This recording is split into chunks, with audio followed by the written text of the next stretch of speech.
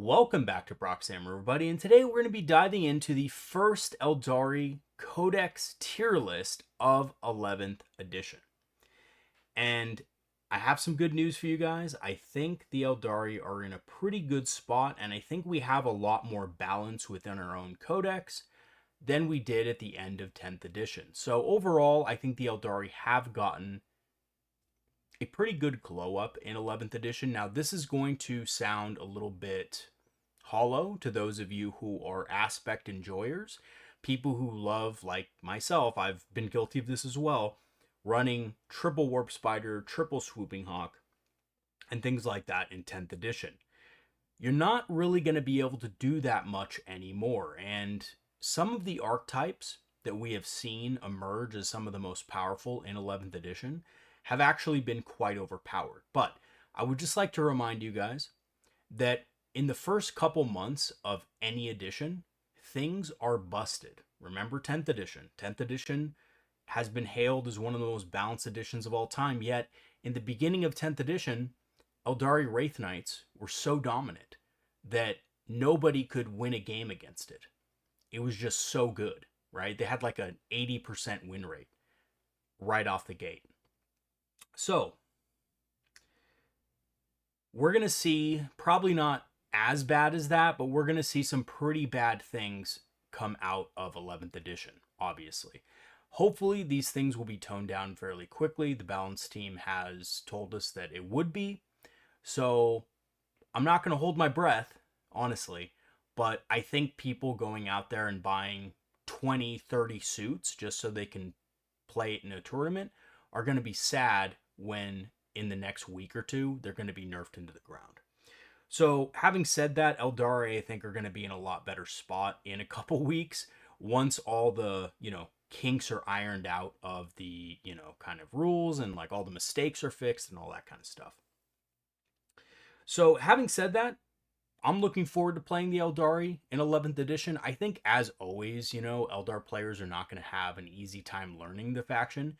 It is a faction that is tricky to learn, but with the new force dispositions and the new, kind of ways to play primary missions, I think we're in a way better spot than we ever were. So, let's go ahead and dive into the first unit. So I've actually organized this, and I will have timestamps based on the unit type that I'm talking about. So I know I've gotten a lot of feedback over the past, however many tier lists I've made about timestamps. I will put timestamps in this one. I'm just not going to have a timestamp for each individual unit. So it'll be by group, aspect warriors or whatever. Okay, so the first unit we're going to talk about is one that I'm very familiar with and I have a lot of love for, and that is the Warlock Conclave. Man, if only they weren't so expensive to buy. The Warlock Conclave, to me, has gotten a significant upgrade in 11th edition. It's become way better. So, starting at the obvious, they ignore cover, right? Cover is now +1 ballista skill, torrent, weapons, ignore that. So that's great. Destructors are going to be much better. Cover no longer gives armor, so that's also great for their AP -1. This can further be boosted by Warwalkers and other things. The second thing is their singing spears are psychic weapons as well, so they will be ignoring cover also. Now, singing spears aren't incredibly powerful, but with a Warwalker being AP -1, they're actually not bad, right? Damage 3 apiece. So, again, they might get a few more kills. They're not going to do anything spectacular, but they are strength 9. So they do wound most things on most infantry that has 3 wounds on 2s. On top of that, they make really good additions to Storm Guardians or Guardian squads with a Farseer or Eldrad because they give -1 to wound. So yeah, just a great unit overall for the cost. It's 120 points now, getting a point reduction. So I love this unit, and I actually think they are going to see some widespread use in the detachments that they are supported in. Now, I don't think they're going to be used in every single detachment ever, right? So I can't really say that they're an S tier unit, but they are very strong in the detachments they're good in. So Guardian Battle Host and Seer Council, I think, will get a lot of play out of these guys. think you're going to see basically one of these in probably most, if not all, of those type of lists. Will you see them in other armies? You might see them in a couple of other builds, but I think they're going to be a tiny bit more rare in those instances, and you might only see them as like a mini bodyguard for a Farseer or Eldrad in a couple of other builds. But, you know, the 4-man Conclave Death Star Guardian unit is going to probably only be seen in Seer and, you know, Guardian Battle Host, because they have a lot of support in those detachments. But yeah, I do think this is going to be a widespread unit, because we're going to see a lot of people being more generous with Guardian Battle Host and Seer Council. I think a lot more players are going to gravitate towards those detachments because, as we know, Aspect Host and War Host are a little bit weaker, to say the least, than they were in 10th. Okay, so the next unit we're going to look at is the single Warlock character. And I'm going to go ahead and put this one in B tier because it is good, don't get me wrong. We do need to stop melee threats. The -2 to charge is good. And, you know, its other ability, which is just Psychic Communion, is good for its Destructor, so it can get extra damage on its range attack. It's a character, so it can take enhancements. I just think you're really only taking this if you're specifically taking the Guardian Death Star. Like, for example, I'm taking a Warlock character in my Seer Council list because not only do I really like the idea of -2 to charge, but I think you need as much damage as possible when going in on certain types of units in 11th edition. There's going to be a lot of Death Stars out there. People are going to have units of 10 Terminators again. We're going to see that return because of the amount of primary points to be gained off of dispositions like Take and Hold and Purge the Foe. So having extra damage in your unit is good, and then being able to take enhancements and stuff in Seer Council is nice as well. You'll probably also see this occasionally in Guardian Battle Host for that -2 to charge. It is very useful because Guardian Battle Host doesn't like to be in combat. But again, I don't think this is going to be as widespread as the Warlock Conclaves are going to be. I think this is more of a niche pick depending on your meta. If you're going up against a lot of shooting type opponents like Guard, Tau, or things like that, the Warlock, the single Warlock, really just doesn't do much in those matchups, and you might be better off spending the points on something else. Okay, next is Eldrad, and I think Eldrad, we're going to put him in A tier. And that's because Eldrad has widespread use as well. You're probably going to see him in most armies. You can hide him solo much easier now. You could just have him, you know, kind of behind, tucked into a ruin for a 12-inch detection range, right? So that rule, Go to Ground, which is in the Warhammer app, it's not in the core rules. Unfortunately, GW decided to separate it for some reason. But you know, being within a solid piece of terrain and having not shot yet means that you can be hidden with -3 detection range. So instead of the normal 15, it's now 12. This essentially gives them a 12-inch lone op against most types of enemy attacks. And of course, if nobody can see him, indirect fire needs 6s to hit. So Eldrad is actually much safer than he used to be solo dolo.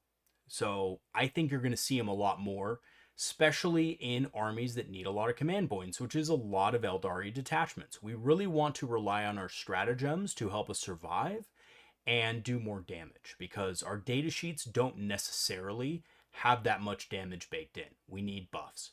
So Eldrad's going to be a big part of this. Also, you can doom an enemy unit and remain hidden, which is really important as well. He did go up in points slightly, but I mean, it's only a 10-point increase, and I think for the benefits that he got, I think this is probably warranted. Honestly, because you can hide him easier and so forth. So I think A tier is really where this guy belongs. He's still really good. You're still going to need Doom, you know? You're not going to cut Eldrad from your list just because he went up 10 points. You're probably, if anything, going to rely more and more on CP generators than ever before.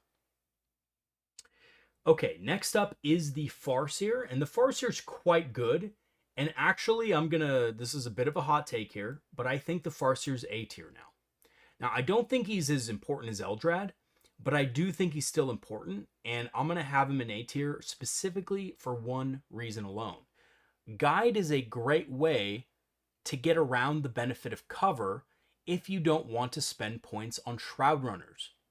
And the Farseer, just like Eldrad, is an infantry character who can hide in a ruin and just guide out of it. Now, he does need line of sight to his target, which may be a problem on some layouts, but I think on most layouts, you can realistically stay hidden and still guide stuff in the center of the battlefield. There's going to be a lot of dispositions that require opponents to take the center. So when an opponent takes the center, they're either going to do it in one or two ways. They're going to do it with something cheap and shitty, and they're going to just expect that you're going to take it back the next turn, or they're going to do it with something really tanky and almost unkillable. In that case, using a single Farseer for 70 points is going to be a lot cheaper than a squad of Shroud Runners for 95. Now, of course, you can combine these two units if you want to for an effective +2 to hit, right? Because you're ignoring cover, so you're back to your original Ballista skill, and then this is giving you +1 to hit. Now, I think the best part of the Farseer for me is that he's only 70 points. He's cheap, and he's a character, so he can take a lot of enhancements if you need to take enhancements with him. So he works well with a lot of 1-point detachments. Like, actually, he works really well with Armored Warhost because he can be given an enhancement to give +1 to hit to a vehicle, which is nice if you're running things like Warwalkers, right? So if you're running Guardian Battle Host or Seer Council, this can be really useful for those types of units. Especially in Guardian Battle Host, where you're going to be potentially running squads of Warwalkers in 2s. +1 to hit on those, on top of the +1 to hit they're getting for being on an objective, is extremely strong. Because you're not always going to be wanting to be on an objective, and your opponent is not always going to be on an objective, right? Not always. So you want that versatility. So I do kind of like that as well. Eldritch Storm, of course, got buffed because it's a psychic weapon, so it ignores hit modifiers, which is also nice. So you're hitting on 2s, essentially, because you're ignoring cover and you get that +1 to hit from guide. So yeah, for 70 points, I think this guy's pretty awesome, and he's hard to actually kill. He's very small. He's on a 25 mil base, by the way, guys. So the Farseer is actually really legit when it comes to being able to hide and just kind of camp and sneak around. Okay, next up we have the Farseer Skyrunner. Now, the Farseer Skyrunner is going to be our first rare use, and I really don't see that much of a point to him. Now, I'll tell you why I think he's C tier and not maybe D tier. I think the Farseer Skyrunner is actually not terrible. I just don't see it as something that a lot of people are going to have points for because Eldar are so expensive. I think, honestly, if we were a cheaper army, you might see a Farseer Skyrunner here and there because the -1 to wound isn't terrible, right? On a big unit, that's not terrible. His Eldritch Storm got better, right?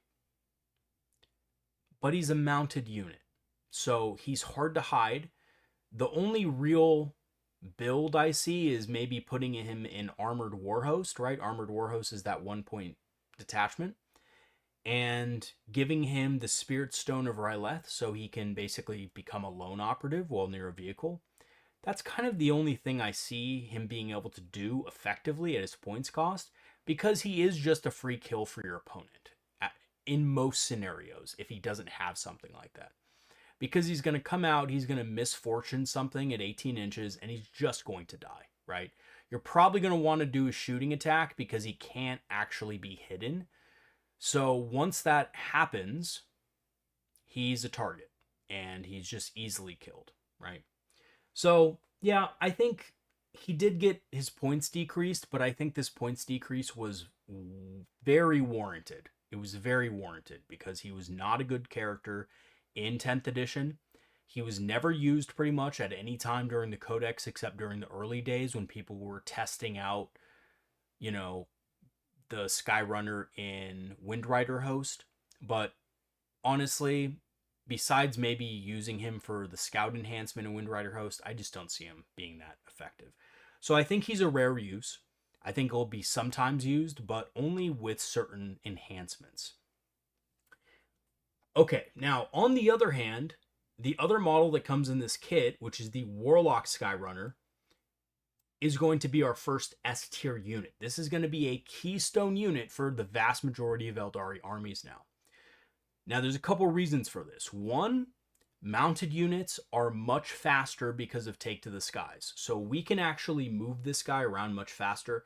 The board layouts are much more open, so he can kind of traverse the terrain much easier, which is something I actually disagree with. I think the worst part of 11th edition so far is that the terrain, layouts are so sparse. So if you look at the official GW ones, of course, if you're playing at your local shop, by the way, and me and my buddies as well, we're putting heavier ruins on the, footprints. The reason we're doing this is because it's just too strong for certain types of armies to be able to just, put a little baby toe in and see the entire enemy deployment zone, right? So we're kind of putting more heavier ruins on it to make it a little more balanced. But, if you're playing competitively, if you're playing with the, GW setups here, and with all the terrain that GW recommends, this guy can really get through stuff very easily without even having to Take to the Skies. And he can just Take to the Skies in other cases. He's really good at scoring objectives. He's only 45 points. So he's great for recon lists. He's great for any lists that require actions because he can do them for very cheap, and he's very fast. He's also very good for units that require Psykers nearby. He's great for Wraiths. He's great in Seer Council because he activates all the stratagems in Seer Council, as he always did. So if you're playing Seer Council, you were already running 3 of these, and you're probably going to still run 3 of them. They're just more useful now. Windrider Host. I mixed the two there. Guardian Battle Host likes them too. Windrider Host is very good with these because they give the Windriders ignore cover, but also they're good at scoring secondary objectives. So if you're going recon, which you probably are with Windrider Host, I think Windrider Host might actually have more play into things like priority assets, but I'm just going to have to see and play it for myself and talk to a few Windrider Host experts about it, because I'm not the best Windrider Host player. I only have about 12 games with them. In 10th edition, I haven't played a single game in 11th with Windrider Host yet, so I'm not certain on that. But I think recon or priority is the way to go with that if there's a way to do it. And disruption doesn't seem that strong for him, but I may be wrong. So they're great in that detachment. They're great in Guardian Battle Host because Guardian Battle Host weirdly does want things to do some actions.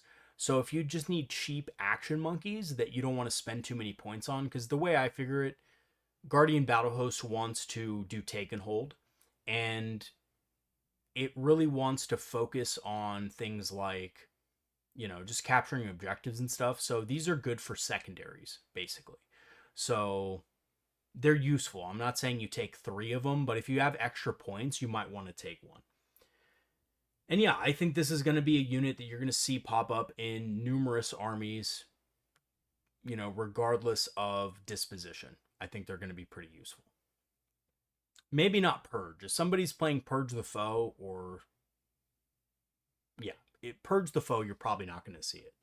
But in other dispositions, I think it's going to be pretty key. Okay, our next unit is Guardian Defenders. And Guardian Defenders are very build specific. So they're only good in Guardian Battle Host, but my god are they good in Guardian Battle Host, right?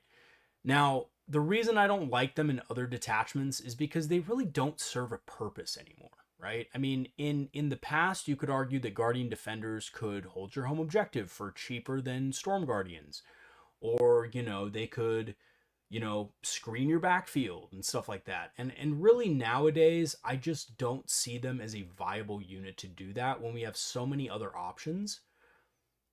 And yeah, they're 90 points. They did get cheaper, but their damage is terrible. They actually do less damage than just regular Storm Guardians, and Storm Guardians are more durable.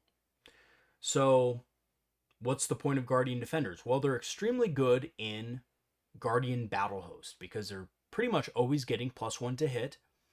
They have really easy access to stratagems that make them super strong. They can revive themselves, right? So they're much better. They have access to -1 to wound, and if you combine this with a conclave, they're at effectively -2, which means that people who have +1 to wound abilities won't be able to get through their -1 to wound.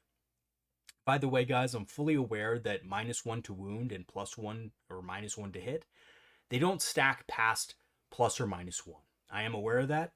But if your opponent has an ability that gives them +1 to hit or +1 to wound, then your -2 actually still has a purpose. So this can be, you know, situationally good.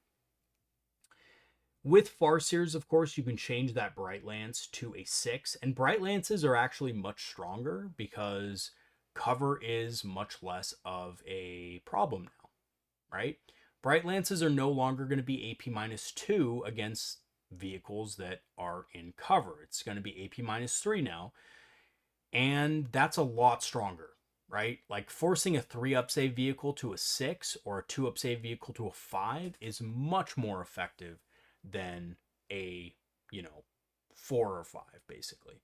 So that's really good. So I do like the Bright Lance tech with the Farseer. But again, I think you're only going to see this particular build pop up in Guardian Battle Host. I don't really think it has much value elsewhere because there's just better things that you can take for those points. Okay. Next up is the Storm Guardians. So the Storm Guardians, and again, this might be a little controversial. I love my Storm Guardians, but I don't actually think they're going to be a big player in 11th edition overall. Now, I do think they're still great in Guardian Battle Host and Seer Council. You're going to see these in those two detachments quite frequently. But, and this is a big but, sticky objectives are not quite as strong in 11th edition. So, first of all, there are more ways to get sticky for Eldari now, right? Corsair Coterie, you can basically sticky with Corsairs. Twilight Flickers gives you basically the ability to sticky with a Harlequin troop. Those two ways of getting sticky means that this specific unit doesn't have as much value in those detachments. Furthermore, sticky, I mean, it is good, but it's not as good because Eldari are not typically a full-on take and hold army unless you're playing Guardian Battle Host, in which case, yes, you do want sticky. But outside of that, I don't really see much use in it. For example, if you're running Warhost, why run Storm Guardians? There's not really much of a point because you're mostly wanting to destroy enemy units. Yes, you do have to hold your expansion still, but this is very easy to do even without sticky. And yeah, I mean, for recon and stuff like that, I really just don't see the purpose. Most of your points are scored by being in different places of the board. Storm Guardians just kind of sit there all game, not really doing much. They are a good screening tool, but we have other units that are cheaper that can screen just as well. So it didn't help that Storm Guardians didn't get a points decrease also. Yeah, overall, I still think they're good. I just think they're more specific to certain detachments now. Like, I would never think to take them in a Spirit Conclave. I would never think to take them in a Corsair Coterie or an Eldritch Raiders, right? Because in Eldritch Raiders, I'm probably taking Twilight Flickers as a side detachment. So there's a lot less use for them now than there once was. So I'm going to put them in B tier for that reason. Next up, we have Shining Spears. Now, Shining Spears are much improved. Now, I'm going to preface this with something. They're much improved considering the types of enemy units we're likely to face in 11th edition. They also got 5 points cheaper. Now, their ability is kind of a little bit redundant, but not totally redundant, because there are still ruins on the battlefield, and a lot of the times, those ruins could prevent a single shining spear from being able to move as fast as the others. You might have to move it around. With Take to the Skies, you're at -2 movement. So you don't want to use Take to the Skies necessarily with a combat-oriented unit that really wants to get up there. So having said that, yeah, their ability is still useful for moving faster across the battlefield. In armies like Eldritch Raiders, they're going to get advance in charge and perhaps even reroll ones to wound, right? I think that's what they get. Yeah, I think it's reroll ones to wound in Eldritch Raiders. Which is good. They're getting some form of rerolls. In Aspect Host, which I think Aspect Host is probably dead because it has a bad tag for what it wants to do, but they're really good in that. And they're good in Windrider Host as well. So I think they're a pretty solid unit. Personally, do I think they're, as good as they could be? No. But I do think they're good in some builds. So I'm actually going to put this unit in build specific. I think it's pretty decent, honestly. You're going to see a lot of monsters and vehicles in the meta. I don't think a squad of 3 of these is going to break the bank if you're looking for more monster or anti-large ability. So, squad of 3 Shining Spears can punch pretty decently for its cost. So I'm going to put them in B tier as of now. So our next unit here is Fuegan. Fuegan is fantastic. I think he's a keystone unit. So there's a reason why I say this. A lot of people might think, well, he's probably more of a widespread use type unit, an A tier type unit. But in my mind, Fuegan is incredibly strong in 11th with the new attached rules. So no longer do characters lose their own abilities when they don't have their unit anymore. So when Fuegan loses his unit of fire dragons, he's still going to give himself +6 inches to his ranged weapon, which is fantastic. That means that his melter range for his beam profile is 9 inches, and his, fire pike, Seer Song, is 12. And that's pretty massive because he also has the ability to revive himself. So he will survive an assault. If your opponent charges you with something, he will survive it and he will probably resurrect. He did get slightly more expensive, but he also makes fire dragons so much better. And because they can come from reserve with Fuegan and be within 9 inches now to get melter range out of reserve, this is massive. And of course, if they change the Seer Council stratagem to actually be what it should, which is you land outside of 8 inches of enemy units, this is going to be even more powerful. So yeah, I think Fuegan is an awesome unit in 11th edition. Much better than he was in 10th.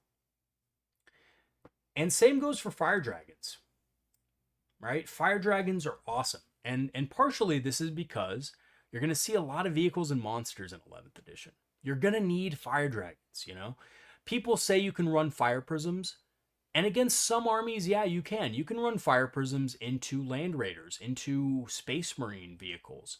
Because space marine vehicles don't really have an invul save, right? Most space marine vehicles do not have an invul save. They have a, 2-up or 3-up save, which means fire prisms are AP -4. They're going to go straight through. But there's a lot of factions out there that just have 4-up invuls. Demons, right? Tau, shield drones, give them 4-up invul saves.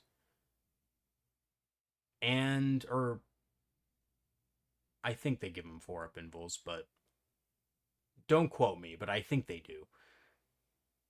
In any case, a lot of the bigger battle suits have 4-up invul saves, so it doesn't matter. It's irrelevant. And then if you look at armies like Necrons or Guard have Tech Priests Tech Priest and Seers, who can give them a 4+ invul save. So Fire Prisms, they have a lot of bad matchups. Fire Dragons don't really have any bad matchups. They're just expensive. So you have to use them particularly well. You have to be careful with them, and I think some detachments will be able to run them better than others, but most detachments are going to want Fire Dragons, and Fuegan is good in most armies because he gives the Fire Dragons the flexibility of being able to come from reserve and ice an enemy vehicle, right? So basically what I see it as is in every single matchup, it's going to be useful to have at least Fuegan and 5 Fire Dragons sitting in reserve and just pop out of reserve to ice an enemy vehicle. It really gives you a lot of agency on the battlefield as far as being able to deal damage. Even just a squad of 5 of them, by the way. So being able to have all of them within melter range right when you come out of reserves is excellent. Okay. Let's also talk about Asurmen. Asurmen, I think, is going to be more of a build-specific type of unit in 11th edition. Primarily because he lacks hard-hitting ability outside of Aspect Host. So, in Aspect Host, he's very strong. Outside of Aspect Host, he's average to mid. He's not that good. The reason for this, I think, mainly is because Asurmen really benefits from things like lethal hits. And if he doesn't have access to lethal hits, his units really only get good against one type of opponent, which is average infantry. So he's good against marine type infantry. He's good against anything lighter than that. But anything heavier than that, anything toughness 5 or anything that skews your shooting in any way, has a -1 to wound, a -1 to hit natively, he starts to really struggle. And because you can't stack stratagems anymore, even in Aspect Host, I think he's a bit weaker. Because you can't, do, Warrior's Focus and Preternatural Precision at the same time.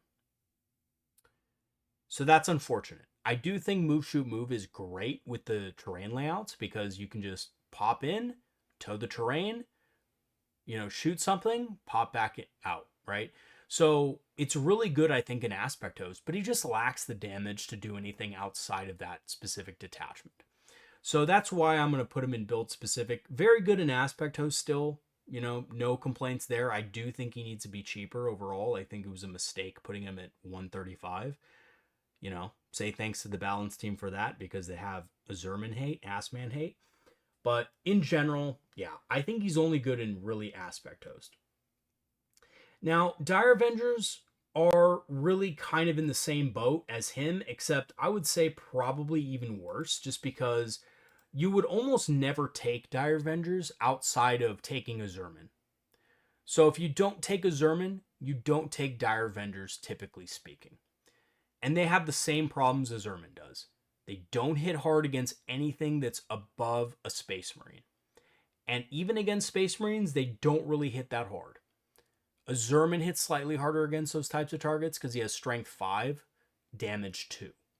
And he has a good number of attacks on his ranged weapon. I believe he has 6 attacks, which is strong, right? I mean, he can kill 3 Marines pretty consistently, I think, with buffs. Dire Avengers, on the other hand, really don't do anything for their points. They're 75 points, and they're basically just good at killing things like Termagants or Guardsmen, things that we really don't need to kill that often. Because we could have a unit of Corsairs kill that type of unit, right? Like Striking Scorpions can kill that type of unit and be in a position to be, scoring objectives when you have engagement on all fronts or something like that. Right? So I really don't see the value of Dire Avengers as they currently are. I think if they got a buff in either points or a buff with their abilities so they don't have to be within half range to have sustained hits, I think they would be much better. I would much rather spend 75 points on Dire Avengers if they just had sustained hits all the time instead of just within half range. I think it's so stupid, so silly that their ability is only within half range. It's just, it boggles my mind that a unit that is so fragile like that can only get the buff if it's within 9 inches. That just is wild to me. So yeah, not a big fan of Dire Avengers, unfortunately. I think they're a rare use. You're going to use them with Asurmen in particularly Aspect Host, but outside of that, I don't know if it has much use. Now, I have thought about it in Seer Council. I think they could have some play in Seer. But the problem in Seer is that if you teleport them, that counts as being set up on the battlefield that turn, which means they can't use their 6-inch move after because that's been nerfed. And by the way, they can't use their ability to move into a transport anymore. So that's another nerf on top of that. So yeah, I really don't think this unit is going to be that good outside of Aspect Host specifically. Okay, let's dive into Lycus and Warp Spider. So Lycus, just like Asurmen, is going to be very build specific. I think she's better than Asurmen in general. She's just as expensive, by the way. But I think she's better because she has that 5-up crits ability, which allows her to be used in other armies more easily. Also, the charge after Flicker Jump is also pretty strong. But it's less good in 11th. Now, what I will say right off the bat is what I've noticed from at least my own friend group and, online, the talks online and everything. A lot of people are really upping the amount of characters they have in their armies because it just makes the units harder to kill. So unless you're going against something where you can easily pick up a unit, Lycus and 5 Warp Spiders don't necessarily pick up a 10-man of anything, except like Guardsmen, right? They don't pick up any significant threats. So their charge after Flicker Jump is useful for like grabbing an objective or something like that. But she's mostly going to die right after that, right? She's immediately going to die. Now, if you're using her for things like buffing Wind Riders or buffing critical hits, she's awesome. I love that, right? Being able to buff critical hits is really good, especially if you have access to lethals or sustains, like across the army. So in certain detachments, she's going to be excellent. In other detachments, she's going to be a waste. So really, I only see her being useful in Aspect Host and maybe War Host and Wind Rider Battle Host. That's it. Or Wind Rider Host. So 3 detachments out of the massive amount of detachments that we have available. And one of those detachments, War Host, is an iffy proposition because it's only if you're running like things like Swooping Hawks and things that have natural critical hits. And even then, she's expensive. So, yeah. Probably a B tier unit, very specific, very expensive for what she does nowadays, and just overall, probably not worth taking in everyone's list. Warp Spiders, however, are still decent, even though they're more expensive. And I am going to put them in A tier. I think they're still good. And it took me a while to come to the realization that, yeah, moving 24 inches is still solid. Being able to overwatch something at the end of the movement phase is still good. It's still good. It's just now they have to pay a premium for it. 11th edition terrain setups are much more open. These guys can realistically block your opponent from being able to move on the center objective as well. Because they move so fast, they can get, unless you roll bad on your Flicker Jump, they can get to the middle objective in one turn and completely block it from your opponent being able to move on it. That is pretty massive, and I think that just for the ability to do that, they're at least A tier, right? You're going to see at least one unit in most lists. Now, I've been considering, instead of what I'm currently taking in Seer Council, dropping a couple things around, switching it up, and taking a squad of Warp Spiders, because I think they're still decent for the points. They're not going to do much damage, keep that in mind, but they will be able to block movement more easily than other units of the Codex. So There's only one other unit that gets close to being able to move as fast as they do, and that's Swooping Hawks. And Swooping Hawks still don't quite get there unless you roll a good advance roll. So there's a risk to taking Swooping Hawks, whereas Warp Spiders, there is no real risk except if you roll ones on their Flicker Jump ability. So yeah, I do think Warp Spiders are going to be more widespread. Do I think they're a keystone unit and they're going to be just fantastic in every single matchup? No, because some matchups you don't want to block your opponent from getting on the mid objective. You want them to get on the mid objective so you can kill them, right? So like there's going to be some dispositions where that's not that big of a deal, but in recon it's excellent. I think you definitely want to play warp, at least one unit of Warp Spiders in those lists. Again, maybe two, but I think two's kind of pushing it. You don't need two in your list, but I'm definitely going to play some Warp Spiders because I played them the other day and they worked fine. I didn't see any real difference between 10th edition and 11th except for you can play around the missions a lot better. So my mind on Warp Spiders has changed slightly in that before, when I first saw the Munitorum field manual, I thought this unit's unusable at the points. But when I played with them, I really didn't get that feeling anymore. So I do still think they're decent at 115. Now, if they go up to 130 base, I'm going to be out of my mind. But yeah, 115, I still think they're usable. And actually, I think they'll see some pretty widespread use at that point cost. At least for one unit. Okay, next up we have Maugan Raw. And Maugan Raw is another unit I think will see widespread use. I think Maugan Raw, especially, how he currently is we're going to switch these around a little bit, is going to be much better in 11th edition. His Battle Shock is actually useful. For one, his weapon is much stronger now because of that, extra AP. His Mortal Wound thing is still kind of garbage, but the Battle Shock alone really is what's good about him. Because Battle Shock is much more powerful. He's only 100 points as well, so he's pretty cheap. He didn't go up in cost. And Dark Reapers are solid. Oh, another thing, which is kind of fun, is that if Dark Reapers are destroyed, he still has his abilities, right? He can still use his abilities, even if the unit's destroyed, with the way, the rules are worded. So if you have just Maugan Raw sitting out there solo, he can still use his abilities on enemy units, which is nice. Okay, and then we have his Dark Reapers. And again, Dark Reapers, I'm going to say the same thing about them. They're going to be widespread. Why? They're one of the only things we have in our army with damage 3 that also ignores cover and hit modifiers. Like, they're still good. I don't think they should have gotten their points increased.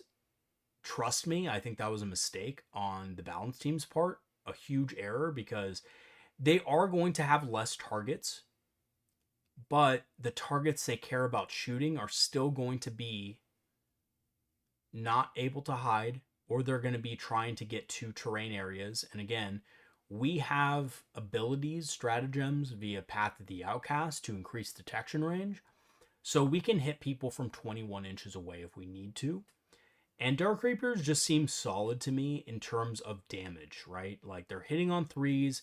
They can benefit from plunging fire, so they can hit on 2s. They don't suffer the modifiers to hit or anything like that. They're just hitting you with damage 3. So that's strong, right? That's really strong. You combine this with Warwalkers, you combine this with Karseth, and you can hit much harder than you would think.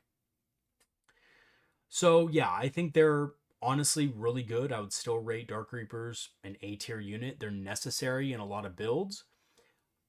I don't think every build needs them, but I certainly think if you're running Seer Council or, Aspect Host or something like that, then you still want Dark Reapers in your list. And honestly, the more I look at Dark Reapers, the more I think you want them in other lists as well. Like, I'd love Dark Reapers in Corsair Coterie. I'd absolutely love a squad with Maugan Raw. They seem really strong in that detachment as well. Okay. Janzar and Howling Banshees. Janzar and Howling Banshees, I think, are still good. They're cheaper than they were before, but you're not going to see them in some builds because not all builds need a unit that can take out an enemy unit in close combat. So, and by the way, not all builds need to invest in something that's going to be a one-shot missile, right? So I think I'm going to put her in B tier. I still think she's good. I think she's at the level where now she's worth her points in certain armies. I think the main issue is finding points for her in a list. I mean, 105 points, it is cheap, but her fights first is much worse. And overall, yeah, she can use your unit's abilities still, so she can still get advance in charge. Because once her banshees die, like, she can still advance in charge because that's their ability. But that's about it, right? I mean, or not, sorry, scratch that. That's completely wrong. She'll lose advance in charge, but she'll keep her 6-inch advance. So it actually doesn't do anything for her. She's one of the few Phoenix Lords who doesn't benefit from this at all. Which is really insane, but there you go. Yeah, but she's still good at 105 points. I just don't find her that good in other things. I think in priority assets, she can be good. I think in Purge, I mean, she can kill an enemy unit for sure, especially if they have a character in it, so she's better at that. But I mean, I think we have other tools to deal with that for the most part. Like, I think most armies can deal with the threats that Jane can deal with things like Dark Reapers, right? For around the same points cost. Same thing with Howling Banshees. I'm going to put them right up there with Jane. Although I think Howling Banshees are a little bit better by themselves now because they're 85 points. They trade a little bit better with regular 5-man Marine units. If you're going against an army that is on the tougher end of MSU, so tougher end of MSU being Marine MSU, lots of 5-man units of Marines, doing actions and stuff like that. I think 5-man Banshees can be great. I think there's a lot of situations where I'd be like, yeah, I would love 5 Banshees in this situation. But still, I think they're not going to be as useful as before in general. I think, yeah, a unit that can advance and charge, 14 inches, 14-inch movement, and then charge is useful. I just don't know if it's useful in every single scenario, and I don't know if they still trade as effectively as they did before against Death Star type units. I think against Death Star type units, you're going to need like 10 Banshees and Jane, and that's really hard to justify in most armies considering they don't have fights first anymore.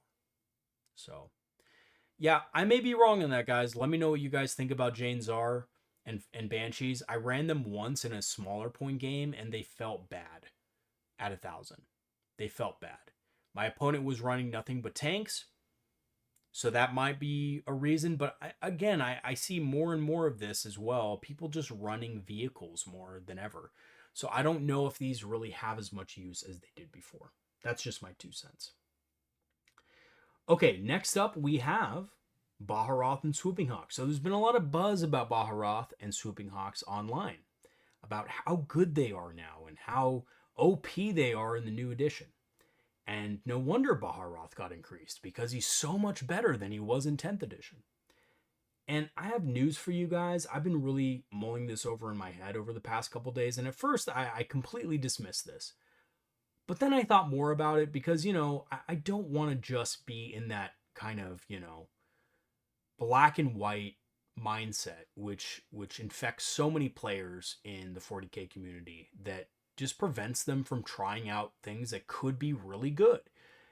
And I thought more about it. I was like, Baharroth and Swooping Hawks, could this actually work? So I set up something on TTS and I ran through a couple scenarios with them. And I think, honestly, he can be useful, but I don't think he adds anything that he didn't add in 10th edition, right? I think that's the main issue with what I have with him is, yeah, cover isn't giving you armor anymore, but it is subtracting your ballistic skill. So if you don't also ignore cover or have a +1 to hit ability, which again, he doesn't, you would need a Farseer, you need a combination of units to make this really work, then he just really doesn't do much. I mean, he has only 4 shots with his ranged weapon. He comes down, you bomb something, you do an average of 5 mortal wounds if you have a squad of 10 Hawks and himself, which by the way is 300 something points, which is incredibly high. But anyway, you come down, you bomb something, you do 5 mortals, which is 2.5 Marines killed.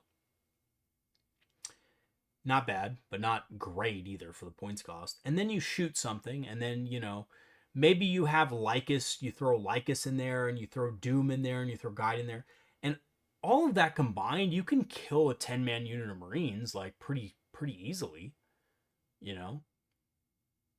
And you can do some significant damage to a vehicle. But my question is, I could do the same thing with Fire Dragons. I could do the same thing with, God forbid, I could do the same thing with a Fire Prism trio, right?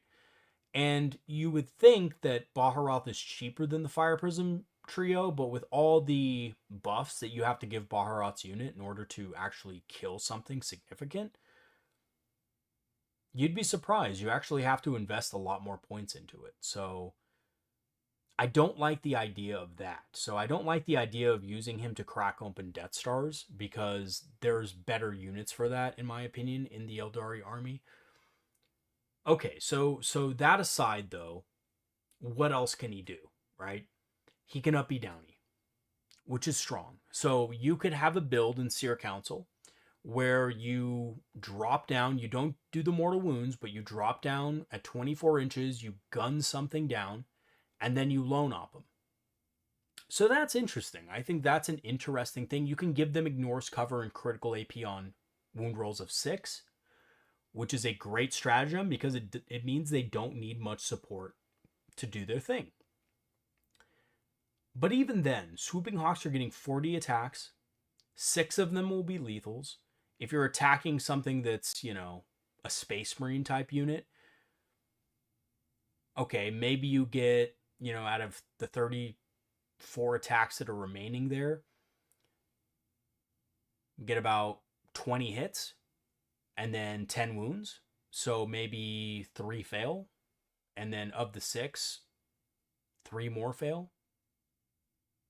Maybe. So maybe you're killing like 3 Space Marines with the Swooping Hawks. Maybe 4 if the Exarch has a Last Blaster, or what was it called? The Hawk's Talon, right? And then maybe Baharroth's killing another 2. So you're killing a 5-man unit of Marines at range. What's the value of spending 300 plus points on that combo? Okay, let's say you don't target something like infantry, right? Let's say you target a vehicle. Okay, so the 6 lethals, you're probably getting, after you roll to hit and everything, you're probably getting 3 more wounds. So you're getting 9 wounds against a vehicle, and maybe you hit it with a Warwalker, let's just assume. So it's at AP -1. So a 3-up save vehicle, wounding on a 4. Maybe you take 5 wounds to Swooping Hawks, and then maybe Baharroth does another 4 wounds to it. So you do 9 wounds to a vehicle at range, but you're getting help from a Warwalker. But you're investing 400 points worth of shooting in it. I just don't see it, guys. I don't know. But I'm going to try it. I'm going to give it the old college try in actual games and see if the unit has some potential. Uppy Downy is interesting because you get that reposition, but it is an expensive package for not a lot of damage. So I think realistically, when you look at it, the problem with Baharroth isn't that he doesn't have utility, it's that he doesn't do a lot of damage and his squad doesn't do a lot of damage. So you're spending a lot of points for something that you could probably get cheaper elsewhere.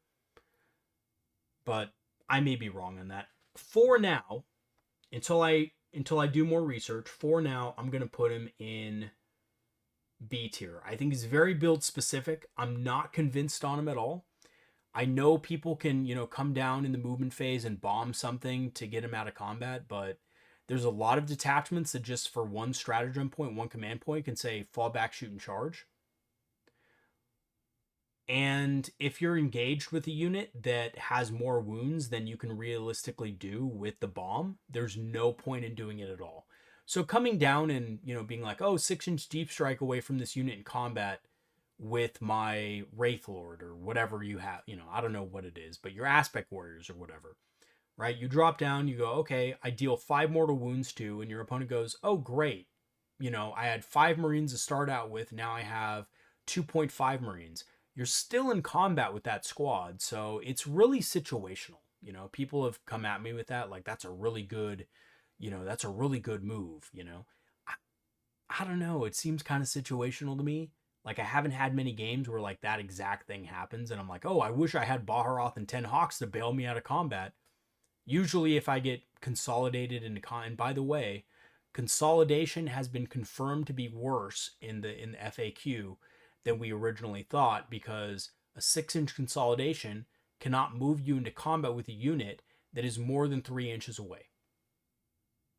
You can only consolidate into an enemy unit if it is 3 inches away. If it's more than that, you cannot use the extra movement to move yourself into combat with that unit, per the FAQ. So the 6-inch consolidation really only helps with, getting more of your models into combat or onto the objective. It doesn't help you get to the objective. So that's something I missed earlier, and I reread the FAQ, and I'm glad I did, because one of my previous videos I said that you may be able to do that. It's no longer the case. So 6-inch pile-in and consolidation, actually, weirdly enough, is a lot worse. It's nerfed in 11th edition, which is funny because World Eater players everywhere are just screaming at this because they're like, why GW? So anyway. Okay, so that's where Baharoth, I think, belongs. And again, his damage is really weak. He's one of the weakest Phoenix Lords in terms of damage. Swooping Hawks, where do I think they are? I think they're in the exact same place he is. They're build specific. If you build them with Baharoth specifically, it's going to be kind of very niche. But squads of 5 Swooping Hawks can have use in other detachments. And I do think they're a strong unit. I just, honestly, at the end of 10th edition, I was really considering just replacing them with Corsair Skyreavers. And I have to admit, Corsair Skyreavers with a blaster and a fusion gun sound a lot better to me against a vehicle and monster meta than 5 Swooping Hawks do for the points. They're 20 less points. They're still fast. They have Scout, which is a really good ability. They still have Deep Strike. They have smaller base size, which means they can squeeze into areas more easily than Swooping Hawks can. And yeah, they're less durable. Yeah, they don't do much damage in combat, but they are better in combat than Swooping Hawks. And they have a neat little combat ability. So, I mean, being able to, just fall back from combat is kind of cool. But yeah, I think just in general, you're going to see Corsair Skyreavers replace them in a lot of ways, because you're only losing 2 inches of movement with them. And this can easily be made up for by the fact that they don't need to charge anything. They could just advance to where they want to go, shoot something, and then just be done with it. And just be 80 points, right? They're cheap. That's the point of using them. They're cheap. Okay. Striking Scorpions. Striking Scorpions, I've used them in a couple games now. I think they're much better than they were before, especially for recon. I think specifically in recon builds, they're nice for 75 points. They have more durability than Corsairs and Rangers for a cost that is not too much more expensive than those units. So I do think they have some use there. I don't know if they have use in every single detachment or archetype, though. I definitely wouldn't play them in a unit or in an army like Priority Assets. I just wouldn't. I don't think they have much value over just regular Corsairs in that way, because they don't have a ton of OC.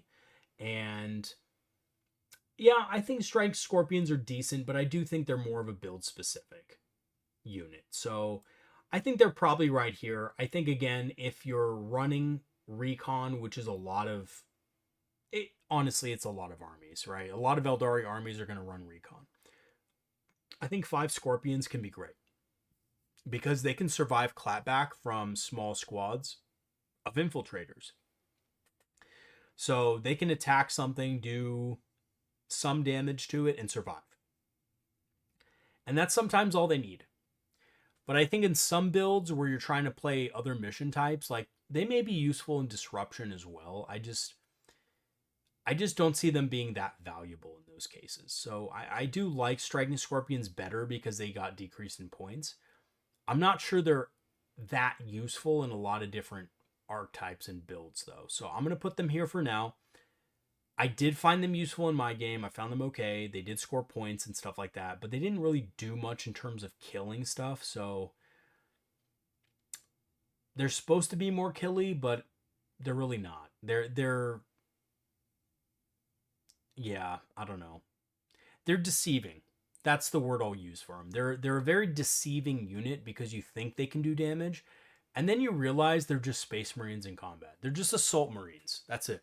Except more fragile, and they don't have as much OC as Assault Intercessors, because I think Assault Intercessors are battle line. So, in some ways they're good, but I'm not convinced that they're useful in every scenario. Okay, now for our last aspect unit, the Avatar of Khaine. The Avatar of Khaine, we're going to send right to S tier, and we're going to put him above Fire Dragons too, because yes, I think the more I think about it, even if he doesn't have particular stratagem support, the Avatar of Khaine doesn't need it anymore because he has so many core rules that now work with what he's got. So many core stratagems help him out tremendously. He gives +1 to charge and advance rolls within 6 of them, which does affect himself. So this guy is a really good heroic intervention unit now that heroic intervention is 12 inches.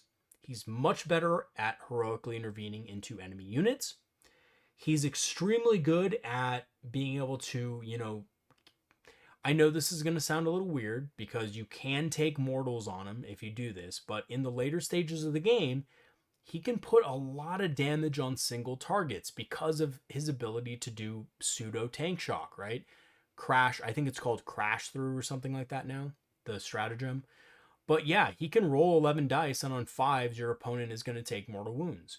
That's really strong. Now, on rolls of a 1, he will take a mortal wound himself. But if there's no turns left, if it's turns like 4 and 5, and you just need to score more points at that point in the game, that's okay. He's also super durable. And with the more open terrain layouts, like he just moves like butter, guys. He moves like absolute butter through the ruins. He doesn't even need that much movement to do it. He's movement 10 base. He goes up to 12 with, Swift as the Wind, Battle Focus. He doesn't care about getting overwatched, which is really rare for Eldar units. And again, he's great at protecting your shooting units because he could just sit by them and just heroically intervene into people. And, people that want to move block you, he can, for 2 CP, just charge into them and kill them within 6. So you do have to be within 6 for that into the fray part of heroic intervention. But that's still awesome, right? I mean, just the potential to do that means your opponents aren't going to be able to screen you as effectively and move block you as effectively. I know Eldar aren't really easy to move block anyway. But, if you're playing Guardian Battle Host or Seer Council and you have things like Fire Dragons or like Dark Reapers, and you don't want to teleport them necessarily, Avatar can just be like, okay, you get within 6 of me, I'm going to charge you and kill everything in your unit. Everything. He is, quite honestly, pretty amazing. I love the Avatar of Khaine. So, yeah, just absolute beast. And he went down in points. He's 265, used to be 280, went down by 15 points. So he's even better now. So I love the Avatar of Khaine. I've been considering running him in Seer Council, but I have so many other Death Star units in Seer Council that I just don't think it's... We'll see. But I think he's great in a number of detachments. Okay. Let's talk about Wraith units next. So Wraith units, starting with the, Spirit Seer here. I think the Spirit Seer is going to be pretty rare use. I do think in Spirit Conclave it can work. And I think you just take it in Spirit Conclave. But there's only one build I can think of where you would actually take multiple of them. And it would probably be like a Wraith spam list. So if you just spammed Wraith Guard and Wraith Blades, I could see people taking the Spirit Seers. They are cheaper, which is better. It's good that they're 55 points. They were never worth 65. At 55, they're more reasonable, I think. But you only have one build where you're going to run them. You're only going to run them in Spirit Conclave. That's it. So I think in Spirit Conclave, yeah, they're great. Kind of. You know, they're kind of great. But outside of that, I really don't see them. And actually, in most cases in Spirit Conclave, I think you probably only need like one or two of these. And you could probably get away with just running like one or two. But yeah, I mean, reviving models is nice. Being able to repair is nice. You know, being able to give sustained hits to a Wraith unit is nice. None of them are that good, but it's nice. And just, I think the main thing about these guys is they're cheap and they have lone ops, so they're kind of hard to like deal with if you have a Wraith brick in front of them. And yeah, that's about it. But I honestly think with the take and hold archetype that Wraiths want to play, Spirit Seers might be a little less useful just because Wraith units are cheap now.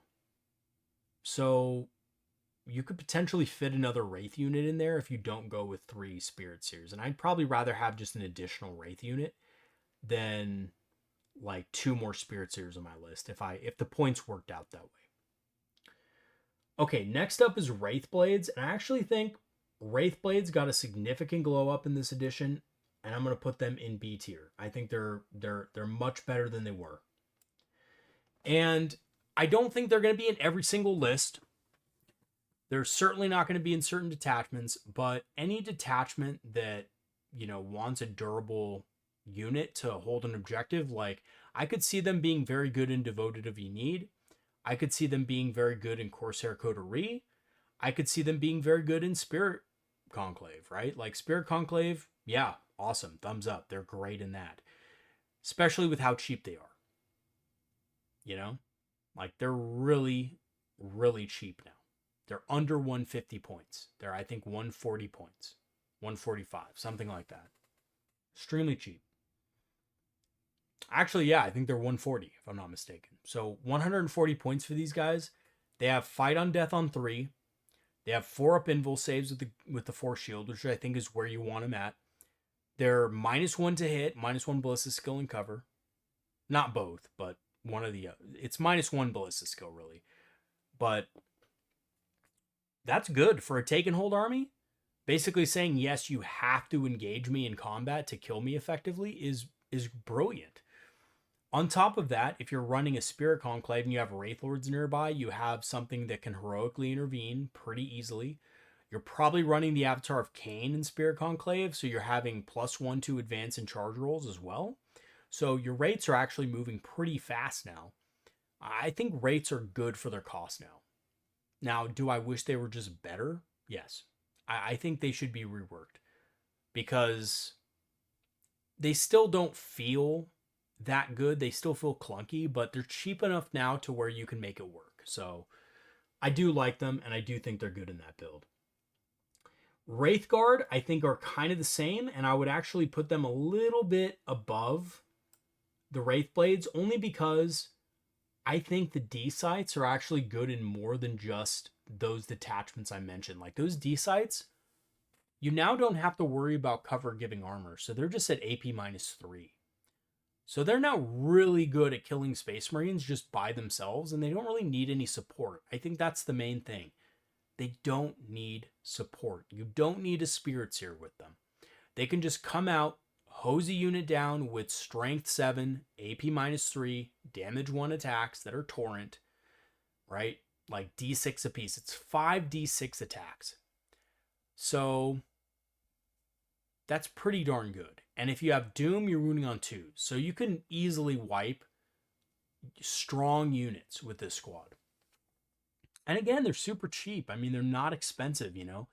They're not 170 points like they used to be. They're 145 or 150 points. I think 145. 145 for this unit is really a good bargain. So Again, I do like this unit. I think they're good in Corsair Coterie. I think they're good in Spirit Conclave. And they could be useful in other detachments as well because Overwatch is so powerful. And if you don't want a Warlock Conclave in your army, then this is a good Overwatch unit to replace them.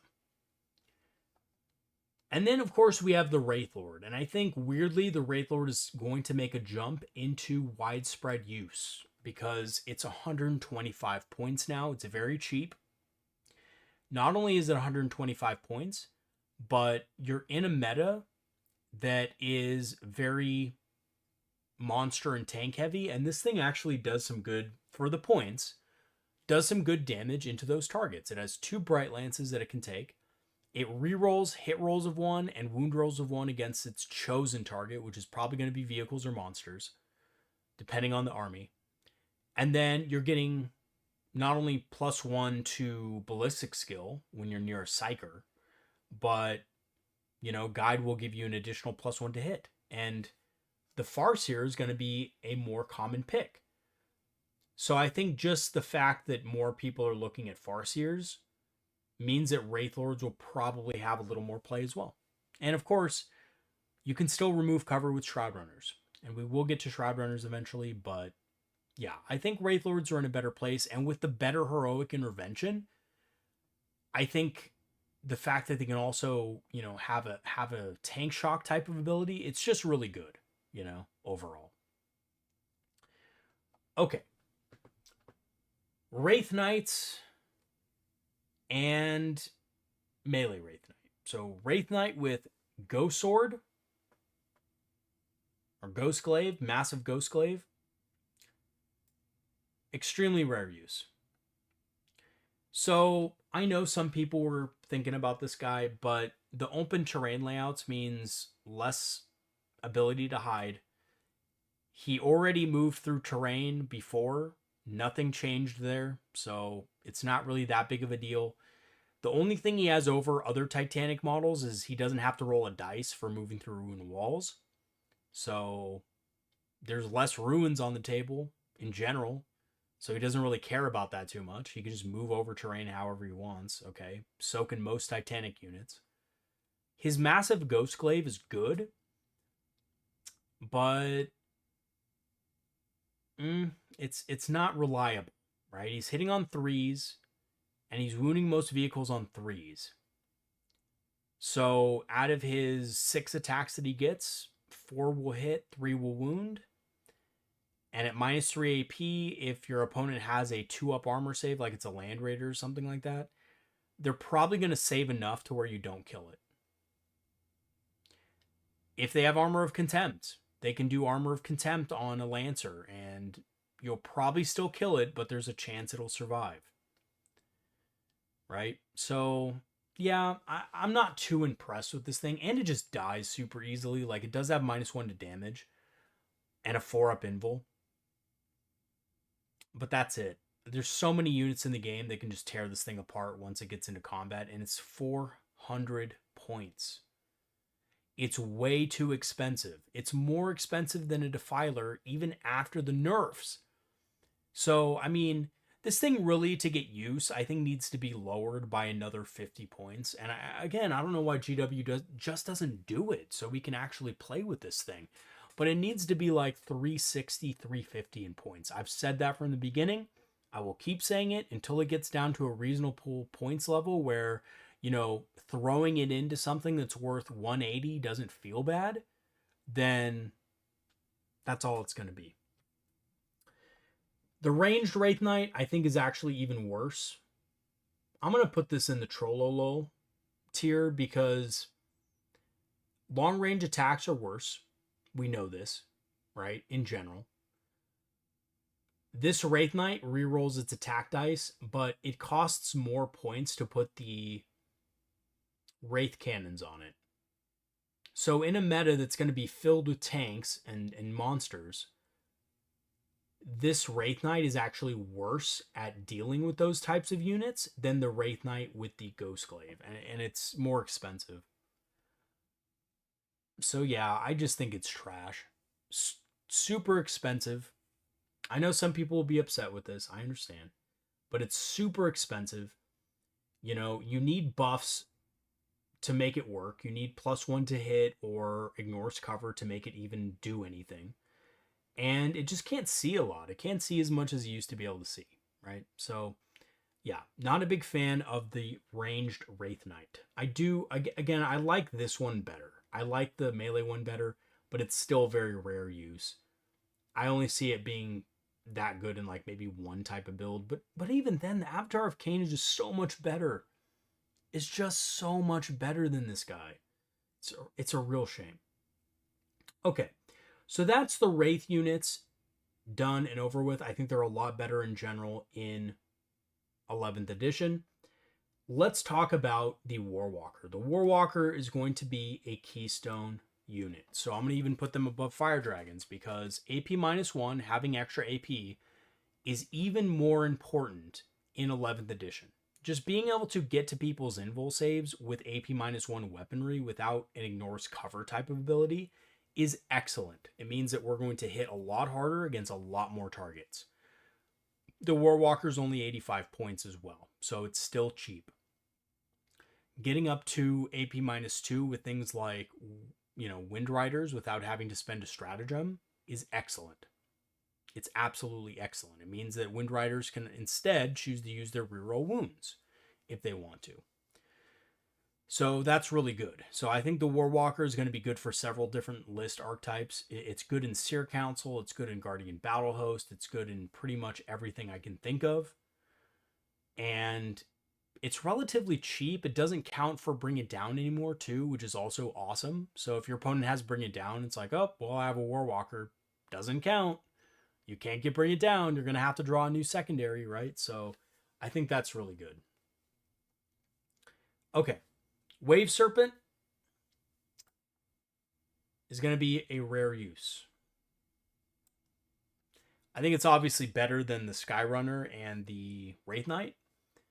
But overall, because you can't get in and out of a transport with units like Asurmen anymore, I just don't see the point in spending 125 points for something that's a liability. The terrain setups, it's much easier to hide, it's much harder, to hide this thing than it was ever before. It's also harder to get use out of the units that are in it if it's destroyed. So if it's destroyed, your unit is going to basically be toast because it's an Eldari unit. You know, it's going to take a ton of mortal wounds when it gets out.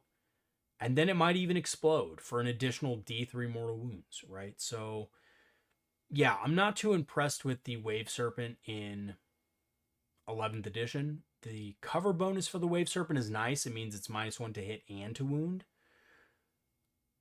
But I still don't like it. I just think it's a waste of points, guys. Honestly, it's 125 points. You could just set up normally on the battlefield. It doesn't matter. If something shoots, like, for example, I've heard some people say, oh, maybe it'll be good against, like, maybe it'll be a good counter against things like battlesuit spam so that your unit is safe within the Wave Serpent. Well, you know, that unit is still getting value out of killing the Wave Serpent. And when the Eldar unit gets out, they're probably going to lose a third of their unit. So you're probably going to lose just 3 models right off the bat, if not more. I've rolled bad before on 2s, honestly. It does happen. I have seen people roll like 6 or 5 or 6 2s on disembarks. It's not fun. So I just think it's too much of a liability now. There's better ways to prevent your units from getting shot and towed into terrain by things like battlesuits. You could sacrifice a cheap Corsair unit and just put them on the terrain piece so that the battlesuits can't move into the terrain, and then there you go. They have to shoot at Corsairs. Easy. Done. Wave Serpents have very, very few reasons to exist in 11th edition as it stands. The Fire Prism, on the other hand, I think is still decent. I think it has a little bit of an uphill battle in 11th edition with cover and everything like that, but I still think it's pretty good for its cost. The only reason I think it might be kind of not so great in most matchups is because I think we're going to see a lot of armies with 4-up invul saves. And against armies with 4-up invul saves, Fire Prisms are shite. Again, people will disagree with that. I know. But I would never want to put a Fire Prism into something if I had a choice that had a 4-up invul save. And a lot of armies out there just have 4-up invul saves on their stuff. So, yes, it does have like a little, blast shot, which is nice at killing, mechs and infantry and stuff, which is cool. I don't know. I don't think it's that great in a lot of scenarios. Again, people will swear by these things, but unless you're playing just Space Marines, they're not that good. Like, I play against a lot of Space Marines, but I realize also that outside of Space Marines, they're terrible. Right? I play against Nids a lot with Norns and Maleceptors. Fire Prisms don't do anything against those targets, If it's not a 4-up invul save, it's I have a feel no pain. Which is like, okay, well, I'm not going to do anything this turn. So it's 450 points of most of the time not doing anything this turn. And you need Ignore's cover now because it's -1 to those types of enemies are at -1 to hit, basically. So, yeah, I'm not a huge fan of Fire Prisms. I know that's, that's going to be unpopular, but I do think they still have a point and a purpose.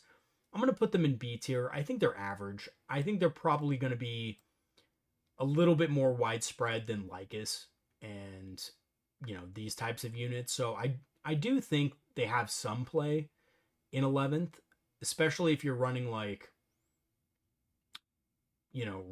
Armored Warhost. I think that's interesting with Soul Sight. Being able to reroll a hit and wound additionally is decent with Fire Prisms. But yeah, I'm just not a huge fan of the Fire Prism in general. And I think that's just because it's so unreliable for me. And it's always been unreliable for me in basically the Codex. Ever since the Codex came out, it's been totally unreliable. I think in the Index, it was great. It was expensive, but good. It was reliable, And I would come back to it when I played Index Eldari in 10th edition.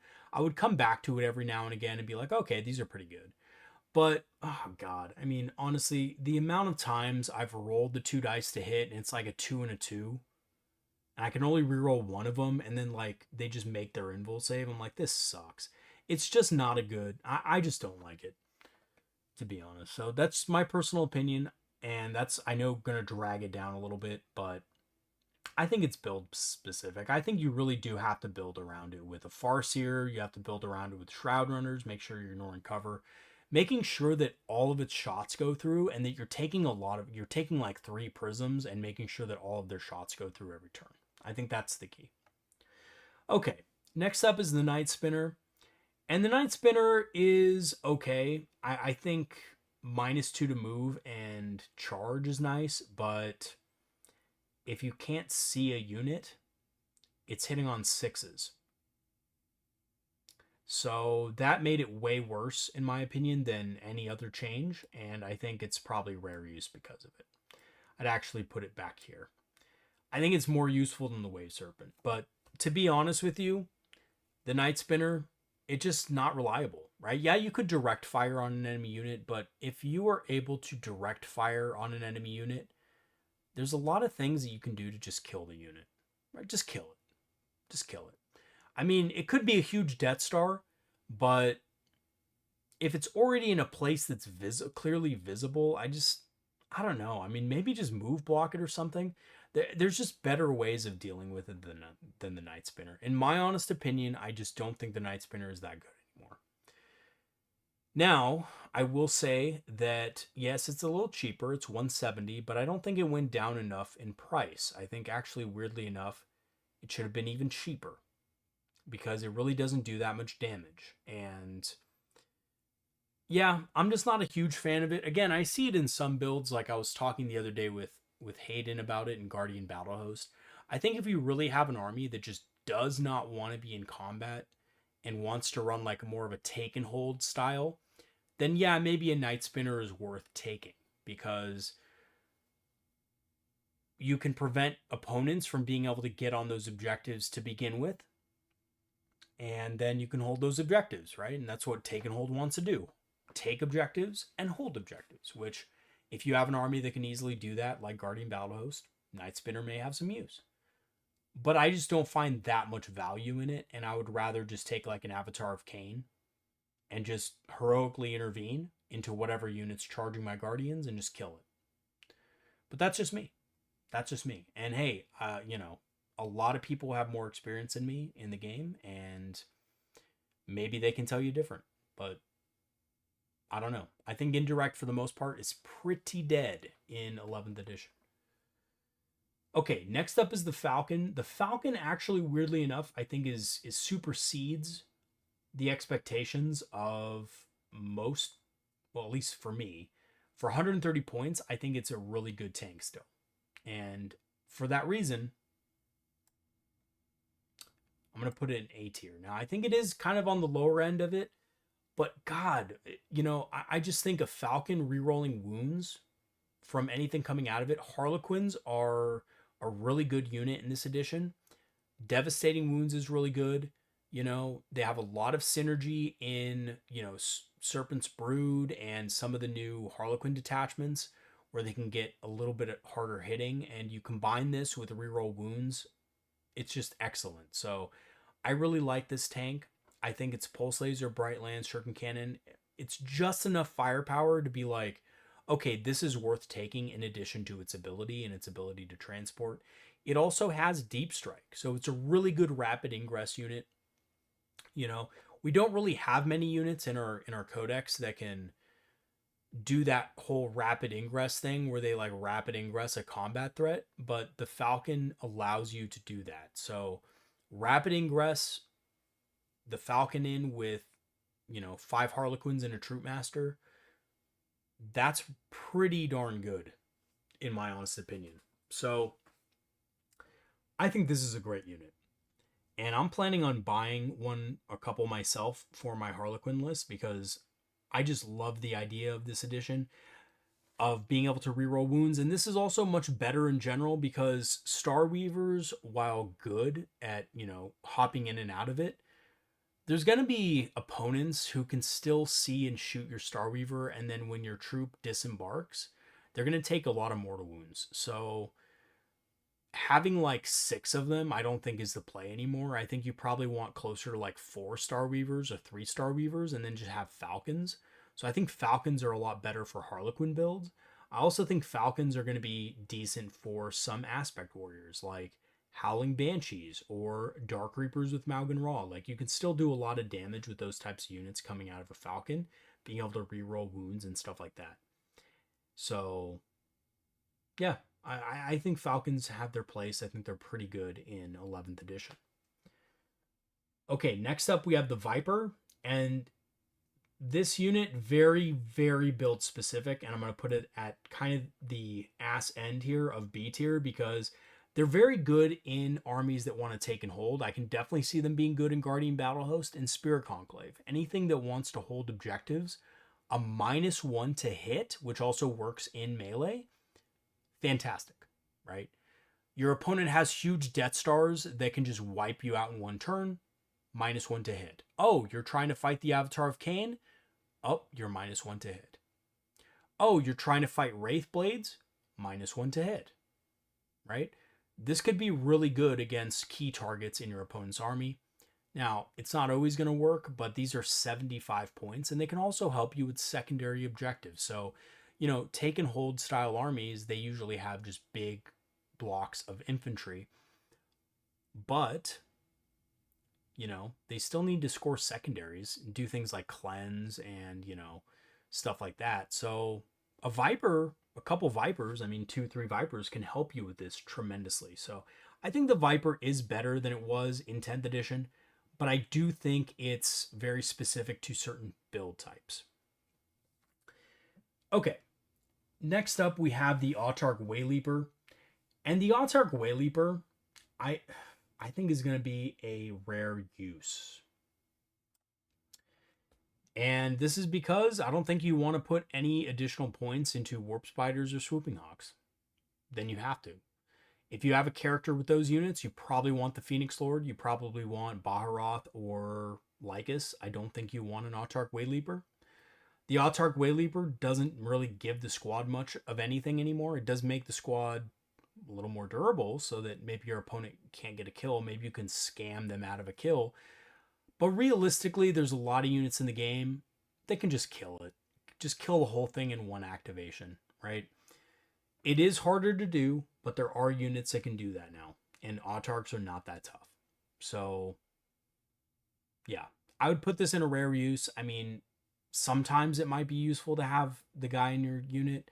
Most of the time, I think it's just not going to do much. So, I don't really have that much more to say on it. You know, being able to resurrect a battle focus token or get a battle focus token back is okay at best. A free stratagem is interesting, but there's not a lot of stratagems I'd use on warp spiders or, you know, swooping hawks necessarily, except for Overwatch on warp spiders. Maybe a free Overwatch. That's about it. But usually my armies have enough command points to be able to use an Overwatch and not have to worry about it. And I think the Autarch on foot is a little better than this, but I still think it's build specific because there's going to be a lot of cases now, especially with Jane Czar being cheaper, where you'll just upgrade it to Jane Czar for 20 more points. I mean, 20 points isn't that much. Jane Czar hits a lot harder than this guy. And truthfully, again, a free stratagem is nice, but unless you're playing Ynnari, where you don't have the option of taking Phoenix Lords, you're probably just going to take Jane. So yeah, I do think this one you're going to probably like better a little bit because you can run it in Devoted if you need with Howling Banshees. I don't know. I mean, Howling Banshees, I would almost rather run just solo now because they're so exposed and because fights first is way worse.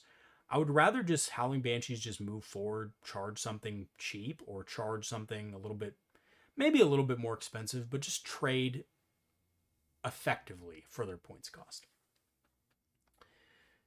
Okay, now we're on to the support weapons. So support weapons are interesting. I would say they have, you know, some decent uses. The D cannon, I think we're going to do in B tier. I think it's very build specific. I think it's really only good with the Guardian squad in Guardian Battle Host. Other than that, I don't really put much stock into the D cannon. Again, it's 110 points, which is kind of expensive. So unless you're running something that gives it bonuses to hit, the D cannon is not going to hit that often. So I think that's the perfect place for it. And the indirect fire is obviously so much worse this edition that I think the D cannon is just kind of out of place. The Shadow Weaver is cheaper, and you don't have to pay more for multiple Shadow Weavers. So I think actually, yeah, this could be good as well, but I think it's more build specific, right? So I think it's interesting in a Corsair Coterie list where you're already forcing a lot of mortals on opponents. If your opponent is running a lot of infantry, this can be really good. But the moment your opponent runs vehicles and monsters, it becomes completely useless. So it's not for every matchup. I think this could be a really good teams build. I know that people say that a lot. They throw that word out a lot like candy almost. Like it's really good in teams, guys. But there you go. I think it's good in some matchups and teams. That's about it. I wouldn't take this in an all-comers because it's so specific as far as the types of enemies it's good against. And lastly, we have the Vibro Cannon. I think the Vibro Cannon's actually pretty decent. I'm going to actually put it right here. I like the Vibro. You do have to take 3 of them, but it's 60 points. It does good damage into the targeted hits. And you can do actions with it and stuff like that. In Seer Council, you can teleport it around because it's an infantry model. So I don't think it's bad. I think it's build specific. I think a certain build would really like having them. And if you're not running that type of build like a Guardian Battle Host or a Seer Council build, then it sucks, obviously. But I still think it's fun, and it's just kind of a funny unit, too. Okay, Wind Riders. Oh, and by the way, if any of you guys are wondering, kind of new players, what does the Vibro Cannon do? The Vibro Cannon increases its strength and damage each time another Vibro Cannon hits it. So the first Vibro Cannon is its strength 7, damage 2. The second Vibro Cannon is strength 8, damage 3. And then the third Vibro Cannon is strength 9, damage 4. And then it has D6 shots apiece. So if you get lucky on that last attack, you could always command reroll the attacks too. You could actually kill 4 wound models with it. And 3 of my Vibro Cannons have taken out tanks before because of that. So they actually get quite good. And now that I think about it, it's been a while since I've used them. But I actually think they're a higher strength than what I just said. I think it's not strength 7. I think they start out, sorry guys, they start out at strength 8, I believe. They start out at strength 8 and they go 8, 9, 10. I think that's what it is. But correct me if I'm wrong in the comments.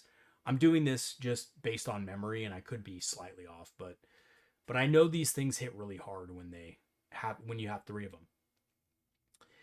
Okay, next up is Wind Riders. Wind Riders are extremely strong in 11th edition. They're good in a couple of different detachments. I think they're really spectacular in specifically Wind Rider Host, and they're pretty good in Seer Council. Now, in Seer Council, I don't personally like them in Seer Council, but they can be quite good if you have a Warwalker for AP -2. I think where they really shine, though, is Wind Rider Host. So in Wind Rider Host, they're spectacular. In other detachments, I think they can be pretty good too with... Sorry about that. They can be pretty good with squads of 3. They can just go around, do actions, and shoot units and stuff like that. I think they're pretty decent at that role as well. So overall, I think Wind Riders will see widespread use. I don't think they'll see like tons of use in every list, but they're going to be really good in Wind Rider Host, and they're also going to be good in other detachments as like little 3-man units that can just go around for 80 points, get some lethals on people. You know, you're re-rolling all your hits anyway, so you're probably just going for lethal hits. So you could do quite a good bit of chip damage with these guys, even just a little squad of 3. So yeah, I'm impressed with them in general, and I'm going to try to use them more in other lists going forward because yeah, I think they have great value as a little, 80-point throwaway unit. Okay. Then we have the Hemlock Wraith Fighter. So the Hemlock Wraith Fighter, this is the Crimson Hunter. Sorry. So the Crimson Hunter's next, and the Crimson Hunter is a rare use, but I actually weirdly think it's better than... I would rate it better than the Sky Runner. I don't know why, but there it is. The Crimson Hunter is a unit that used to have a use when it could ignore obscuring terrain. Now, it can obviously hide now, but its damage isn't to the point where it's really that good. Now, there's going to be a lot more fly in the game, which is nice, but it's 160 points, and you could basically have 2 Warwalkers for that, and the Warwalkers are throwing out more attacks, and they have a more useful ability. So Crimson Hunter's okay. I just don't think it's that great. I don't think flyers are that great in general. I mean, maybe the Void Raven Bomber is still good, but I'm just not a big fan of the new fly rules, like for flyers, Like, yeah, they get permanent uppy downy or whatever. That's fine. But when they come in, they get 1 chance to shoot. They can kind of hide a little better, which is nice.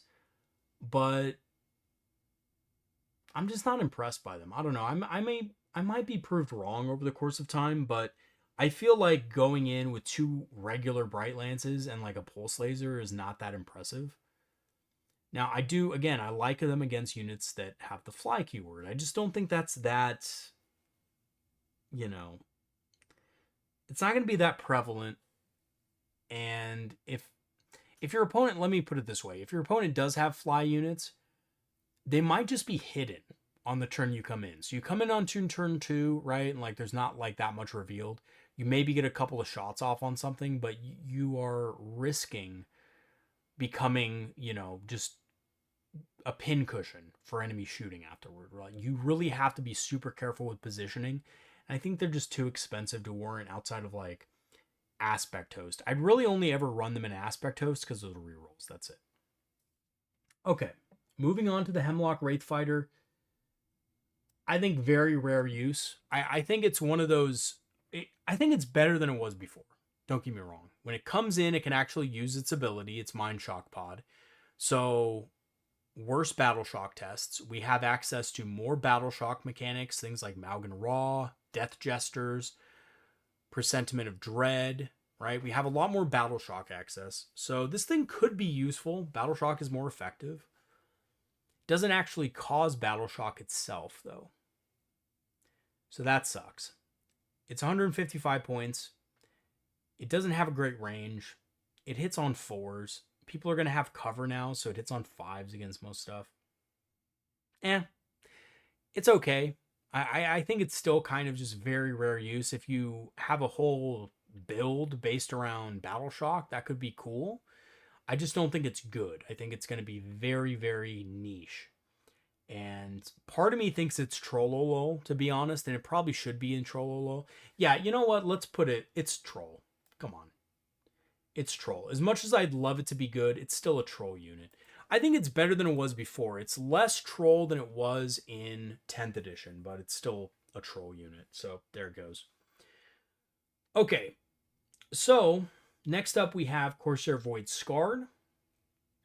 And I think this is a build-specific unit, but we're going to put it right here. Behind... No, put it in front of... Yeah, we'll put it just in front of Assman there. The Void Scarred are really good in Eldritch Raiders. They have a lot more purpose in general because they have precision against the unit they choose and they have lethal hits. So I think this is a much better unit than it was before. But having said that, I think they really shine in Eldritch Raiders and Corsair Coterie where they can get some bonuses. I don't know if they have enough synergy in other detachments to make it work. Precision is good, but is trading a 160 point unit for a probably 100 point character worth it? I don't know. You tell me. It depends on the character, depends on the situation, right? So pretty situational, I think, in other detachments, but if you can run it in Raiders with Prince Ariel, then I think it could be very strong. They're really good with Prince Ariel. They're really good with, Raiders, Corsair Coterie, and stuff like that. But outside of that, maybe Seer Council, because they have the Psyker in the unit. I could see that working. I could see that being pretty good. But I'm going to have to do some more testing. I know, quick shout out to Nightgeist. He's a great Eldar content creator as well. He really likes them. And I mean, I think he admits they're probably not the most competitive unit out there, but they're good, I think, in Seer Council. So yeah, he has a whole video talking about them, and it's for 10th edition, but I think a lot of the things can actually carry over into 11th. So definitely check out his channel and his video on Corsair Void Scarred in Seer Council. Okay, next are the Void Reavers. These are a keystone unit for sure, and I'm going to put them up here because they are very important to recon and scoring objectives. And on top of that, they're really good at taking objectives from opponents. They're a very small footprint. They move very fast. They have scout. They're decent at being able to do grenades and stuff like that as well. They're not good in combat, but they can survive a backswing if they are able to throw a grenade, shoot at a unit, and charge in. They might be able to do enough damage to where they can't be fully killed on the clapback. So really good unit for, again, scoring objectives, being in different places in the board, screening, move blocking, all that good stuff that Eldar like to do to keep safe. They're really good for. And again, they're only 65 points. Very good unit for the cost. So yeah, absolute S tier unit. You're going to see this unit in most armies across the whole game. And they have more use in things like Corsair Coterie and Eldritch Raiders. Okay, next up is the Sky Reavers. The Sky Reavers are going to be B tier. I think they're a build specific. Oh, no, sorry. Excuse me. They're going to be the end of A tier. They're going to be a widespread use unit.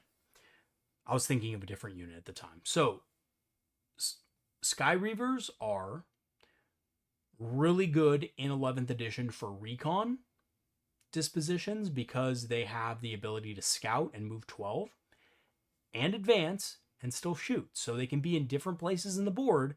So you can score things like engage on all fronts very easily with this unit. They have grenades. You could throw a grenade. If you don't advance, they can shoot with their assault weapons. They have a fusion gun and a blaster, so they're decent at dealing with vehicles. They're not great at it, don't get me wrong. But strength 8 against lighter vehicles or even heavier vehicles wounding on 5s, you might get a couple wounds in on it, make it easier for the rest of your army to deal with that vehicle later on in the game.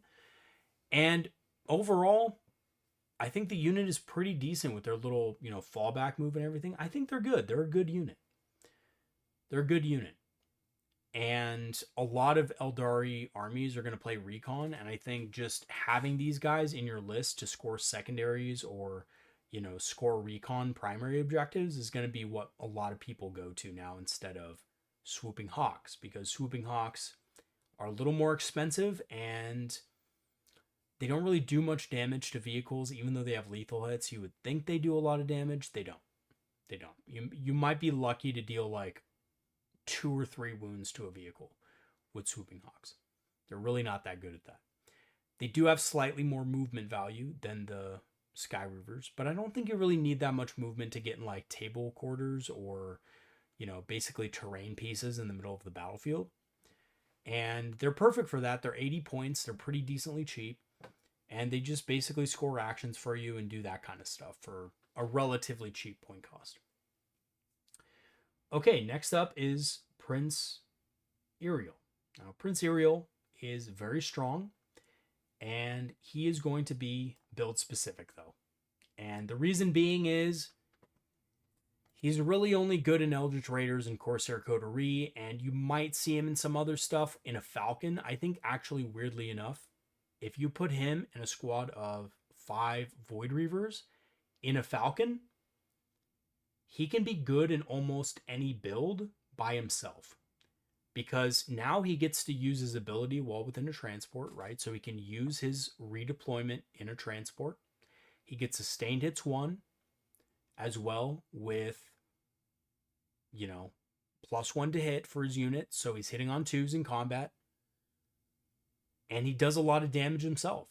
So I think he's a really strong melee threat that is cheap. Right? He's cheaper than Janzar and Howling Banshees, and he hits really hard. Obviously, he's not going to hit as hard as Janzar, though. But he does have damage 3, which makes him interesting into certain targets. So I think if you have a list that is lacking damage 3, you want a little bit more damage 3 in it, Prince Iriel is actually a pretty good damage 3 dealer for what his points cost is. Okay. Next up, we have Karseth, and Karseth is going to be another keystone unit. And the reason why he's a keystone unit is because he has 12-inch deep strike denial. So a lot of armies are going to deep strike with like Gravis Space Marines and stuff like that. Yeah, Gravis is back. People are running that again. And Eldar hate Gravis, man. Eldar hate Gravis. They can 6-inch deep strike, which is awful. So what do you do to counter this? Karseth is one of the best ways to counter it, and just make sure that your opponent really can't draw a beat on your units. And it might get harder as the game goes on because you have less screening, but Karseth has that 12-inch bubble at all times, and you have to be within 12 of them to shoot him when he's in dense terrain, which means nobody can shoot him out of deep strike, which is thumbs up. Unless they have some sort of, detection range bonus, they're not going to be able to shoot him, which is excellent. That means that your opponent just can't just come in and pop him, right? Also, he has the ability to give units +1 strength, although I think this is more situational. And I think you only want to do this if your opponent doesn't have any deep strikers left on the battlefield. So if your opponent doesn't have any deep strikers in reserve, then you can come out and in the later stages of the game, give your units that +1 strength so they can deal with targets. But other than that, I think for 85 points, he's pretty much just worth what he does for his deep strike denial. Oh, and in Seer Council, he's obviously a Psyker, so he can both benefit and, be in range of Psyker type abilities himself. Okay, next up is the Starfang. Starfang is rare use. I'm going to put it right here. It got much worse in 11th. So first of all, cover doesn't stack. Giving stealth to a unit doesn't necessarily give it anything, realistically, if you're already in cover. Most units, if you play it right and move correctly and, position yourself, are going to be in cover. It's that simple. If the unit isn't in cover, either it's a sacrifice unit that you don't care if it dies anyway, or you misplayed horribly. So I don't really see any point in its ability anymore, and it only affects infantry.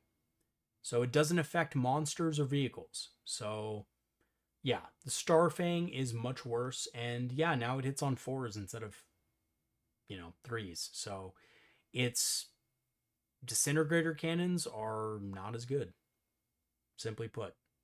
So yeah, not a big fan of the Starfang in 11th edition. Okay. But I mean, I guess it could be used in Corsair Coterie and stuff like that, but I just don't really like it, and I wouldn't actually run one in my list. Next up is Shroud Runners, and Shroud Runners are going to be a widespread use unit. I think they're slightly better in some cases than the Farseer, just because they have that Path of the Outcast synergy, but they are expensive. They are 95 points. They do ignore cover on a unit they hit with their ranged attacks, so that is nice. You can get value with them over the course of the game with that ability, and I think that alone is going to allow them to be used in multiple different types of detachments very easily. These guys become extremely powerful in Corsair Coterie, where they get access to different stratagems, like Ranger Ambush. So these guys can be very good. I just think that as a squad of 6, they're hard to hide. So a lot of people have been talking about bringing 6 of them and running them in Corsair Coterie. That's all well and good, but again, they're extremely hard to hide and they're very expensive. So I don't really see them being useful when used in that way over the course of a game, unless you also plan on fire and fading them every single turn. And at that point, you can't also use Ranger Ambush. So that can be a little tricky to use and position correctly. But they are good. There's no doubt that they can put out a lot of firepower at AP -1, especially if they have the Assassin's Eye enhancement from the Path of the Outcast detachment. So yes, they are very good. I think we're going to see widespread use of them. I don't think they're as good as I initially thought. When I saw the detachment at first, I thought these guys were going to be like S tier for sure. But I do think they're still very useful in general. And, Ignore's cover is still good, even though you can take a Farseer for +1 to hit. Ignore's cover and +1 to hit means you're still getting good value out of things that give you a benefit to your hit roll. So you're not just hitting on base value anymore, is what I should say. You're hitting on 2s, which is nice. And they have precision. So, of course, they can, do the odd, 2 damage to a character. Unless you get lucky. And then kill a character outright. Okay, next up is Rangers. And these are going to be a keystone unit. Put them ahead of Fire Dragons. Rangers are going to be in almost everyone's list. Everyone running Recon will at least have 1 unit of Rangers. Rangers are fantastic because not only do they have greater detection range, but they, for 1 CP, allow you to increase the detection range of several of your units, which is really good. So Dark Reapers, Fire Dragons no longer have to worry about being out of detection range for enemy units. With a unit of Rangers and Path of the Outcast, that fixes that issue. So for a lot of shooting-centric units, this could be really powerful. Okay, so the next thing we want to talk about is... Oh, and of course, I think it goes without saying for Rangers is that with the Path of the Outcast, they can do a lot more damage, and they can shoot while remaining hidden, which is nice as well. So there's some good buffs that Rangers got. They did get slightly more expensive, but I think in general they got a buff in 11th. Okay, now we're moving on to Harlequin units. So those were our 2 Outcast units, and now we have Harlequins. The Troop Master. The Troop Master is going to be pretty good, but I think he's still build specific. I think you take him in detachments like Twilight Flickers or Fateful Performance or Serpent's Brood. but you probably don't take him outside of those. So if you're taking a Harlequin detachment, you definitely take the Troop Master. But I think other than that, you probably don't want to take him just because he's a little expensive. He's 75 points. And in general, I think if you're wanting to go the Falcon route with, Harlequins, you can get a similar output without him. You could just have 6 regular Quins if you're going for dev wounds. But realistically, yeah, I think if you're running Harlequins at all, you should probably be running one of the detachments that they go along with. So in that way, I do think he's more build specific. He's good with Harlequins, but again, if you're not running Harlequins, you're probably not using them. So there we go. Doesn't have much use if you're not running a troop. Next up is the Solitaire, and I think the Solitaire is going to be in probably the same boat, build specific. So we're going to put him we're actually going to put him a little lower on this list. Yeah, I think that's about good for him. He is useful for assassinating characters. He moves extremely fast. He's a lone op, which is nice. But he doesn't hit quite as hard. I mean, he never hit that hard, but, he does. His fights first isn't as good anymore. So it is what it is. He's still 115 points, which is extremely expensive. But yeah, and actually, yeah, we're going to put the Troop Master right there, I think. I think the Prince actually beats him out, to be honest. So yeah, Solitaire is nice for assassinating targets. I think still can be very good, but you have to use him really well. And weirdly enough, I actually think he's just going to be used mostly in Harlequin style detachments nowadays, because I think there's actually a better choice for other detachments that aren't Harlequin, and that's going to be a character we talk about in a second. The Shadowseer, I still think, is, again, build specific, but like probably on the lower end of build specific. Good with Infiltrate. I think the hazardous bonuses or hazardous buff is better for single wound infantry or 2 wound infantry. It's worse for 3 wound infantry. So if you start fighting against 3 wound infantry or vehicles or monsters, the hazardous rule is way worse for those units, but you do get them more often. So you do get more procs of hazardous, which is decent. So you could do like a 10-man troop infiltrating with a Shadowseer. That's not bad. I mean, that can win games if you go first and you charge your opponent and just tie them up all game in combat. That could be really good. The Shadowseer also retains her Lone Op 18 ability when she's by herself now, because of how the rules of characters work in 11th. And she still gets her hazardous. So as a solo character, she's not terrible. But Lone Op 18 is somewhat not as useful because Hidden exists. So I would also rather always go with this other character than the Shadowseer if you're running them solo. And of course, I mean the Death Jester. So guys, the Death Jester is very good, and I think it will see widespread use. I'm going to put it right here in A tier. Now, I don't think it's going to be a keystone unit in everybody's army, but I think Battle Shock at -1, Precision, ignores cover, the ability to do sustained hits 3, but also be a lone op and do actions and stuff is like the perfect combination of abilities for an army that wants to do recon or wants to do disruption or, just basically action-based primary objectives. I think the Death Jester is perfect for this. It's a very good model. It's very tricky. If you run it with Fateful Performance, you can get a reactive move, a D3+3 reactive move, and an uppy-downy stratagem for him. So he has some good synergy there. He can be used in detachments that don't even have a Harlequin bonus. He's good in Seer Council. Why is he good in Seer Council? He's extra Battle Shock, and he is potentially a character who can snipe another character out or do an action, right? He's extremely good. So I think Lone Op is even more important as well in 11th edition just because of how easy it is to move across the battlefield and like maybe get rid of hidden and stuff like that. So Death Jester just being able to just laugh his way to victory and just do actions and annoy your opponent is awesome.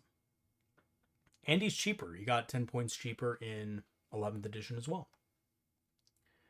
Okay, next up is the Sky Weavers. So the Sky Weavers, I would say, are build specific, but they are much better than they have been before.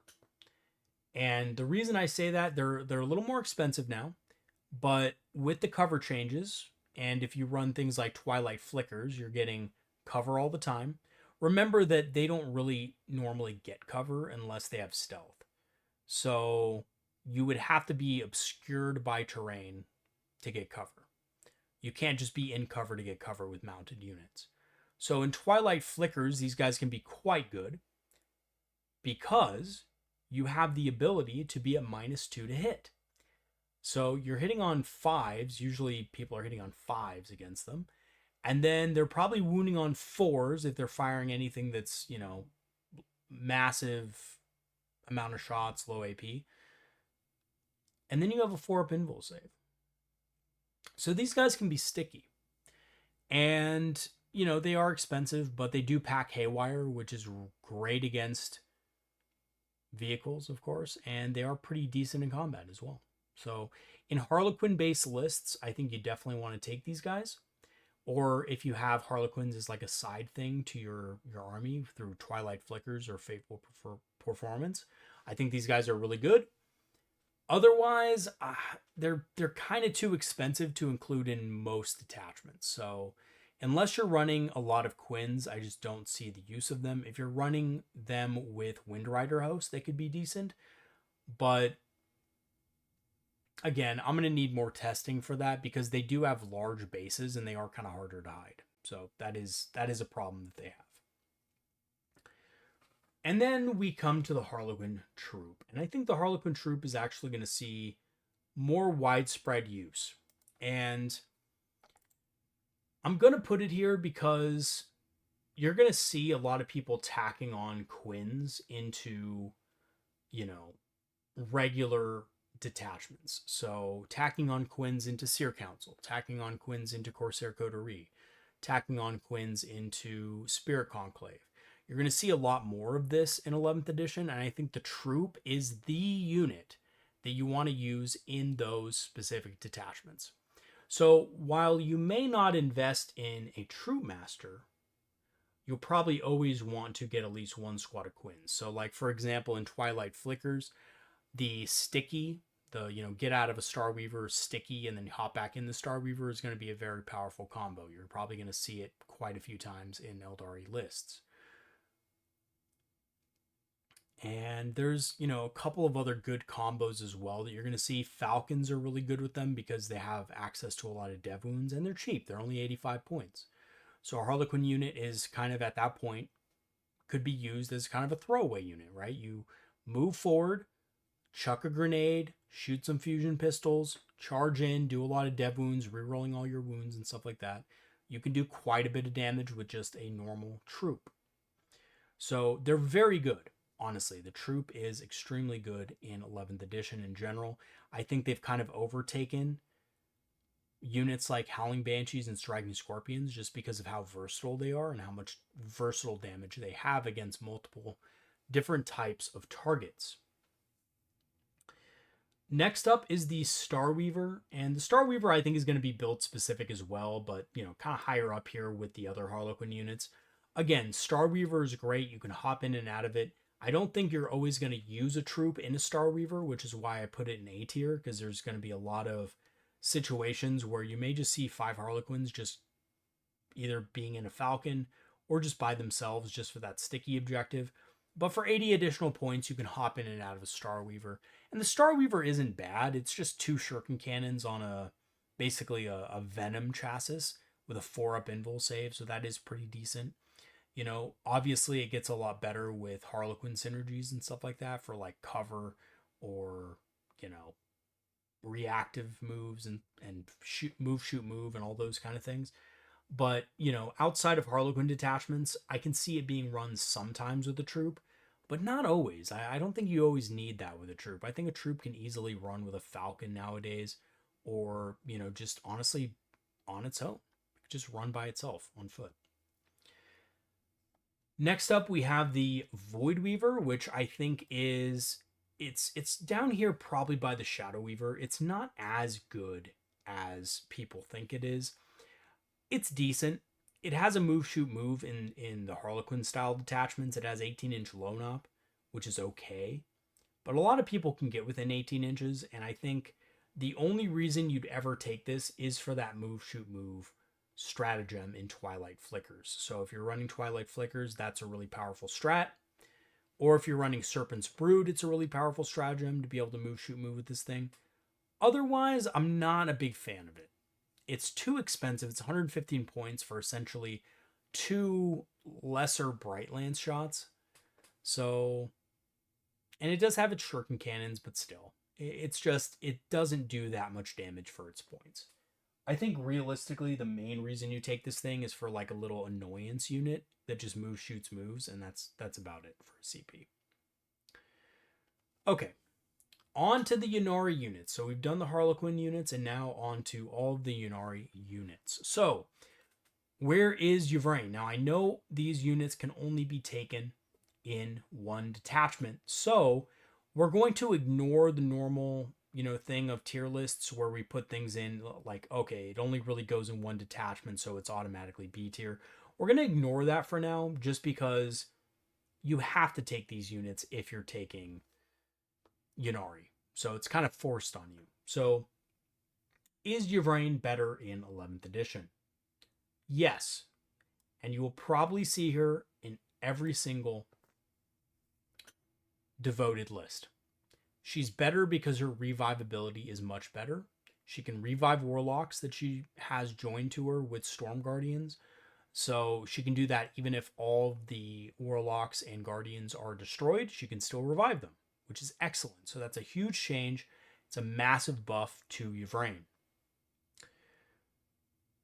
Also, kind of neat here, but Yvraine is a little bit better in combat as well, because she has dev wounds, and I mean, unless I'm wrong, she could be running a Falcon with Corsairs, and that's another cool way to run her, because you can reroll wounds. Now, I don't think it's the best way to run her, but I think that's an interesting possibility. Yvraine with like 5 Corsair Void Reavers, she rerolls hits now, which is much better in combat because of the Void Reaver's ability, and she can do a lot of damage for points cost.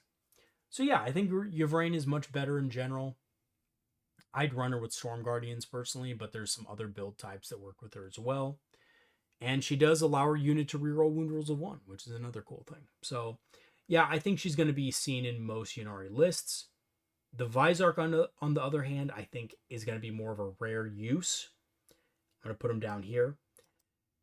And I think mostly just his fights first ability is just awful now. So his units gets fights first, but fights first is not a great ability for him, especially in 11th. In general, fights first is much worse. So there's that. The other thing is that he gets, different abilities he can use. Like he has different weapon profiles, and yeah, he can precision out characters, right? That's cool and everything, but he's kind of expensive, and I feel like you just pay a CP for that anyway, right? If you can just pay a CP to have something on a duelist type character, you usually just do it. And if you don't have a duelist type character, you probably don't care about precision much anyway. So yeah, he's okay. I just don't think he's great. And I think you probably can use the points better elsewhere. He's 90 points, by the way. He didn't get any cheaper, despite him having fights first. Now, the Yncarne, on the other hand, is going to be a keystone unit for the Ynnari. Bar none. I know, and again, you can't take him in any other army. I get that.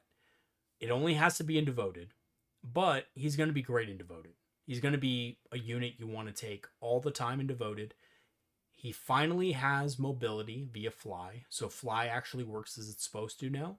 So he has really good mobility. He's movement 12 base, right? If he takes to the skies, he's movement 10, but you can easily get back up to 12 with a token, battle focus token. He has a Tauren ability, which is nice, that has AP -1, so he doesn't really care about you gaining armor anymore. I think he ignores cover anyway with his weapon, so that's not a big deal, but pretty decent weapon still. And then in combat, he's pretty decent as well, and he can teleport, which is massive. So if you're playing Devoted of Ynnari and you're doing like a take and hold build with like Twilight Flickers, this could be very good. I could honestly see this guy being extremely good in a take and hold type archetype where you have to hold objectives. He's OC3, but if you teleport him, he's on the objective. If your opponent charges in, you could be in combat and kill stuff, right? So he's very good for that as well. He can heal himself when he destroys enemy models.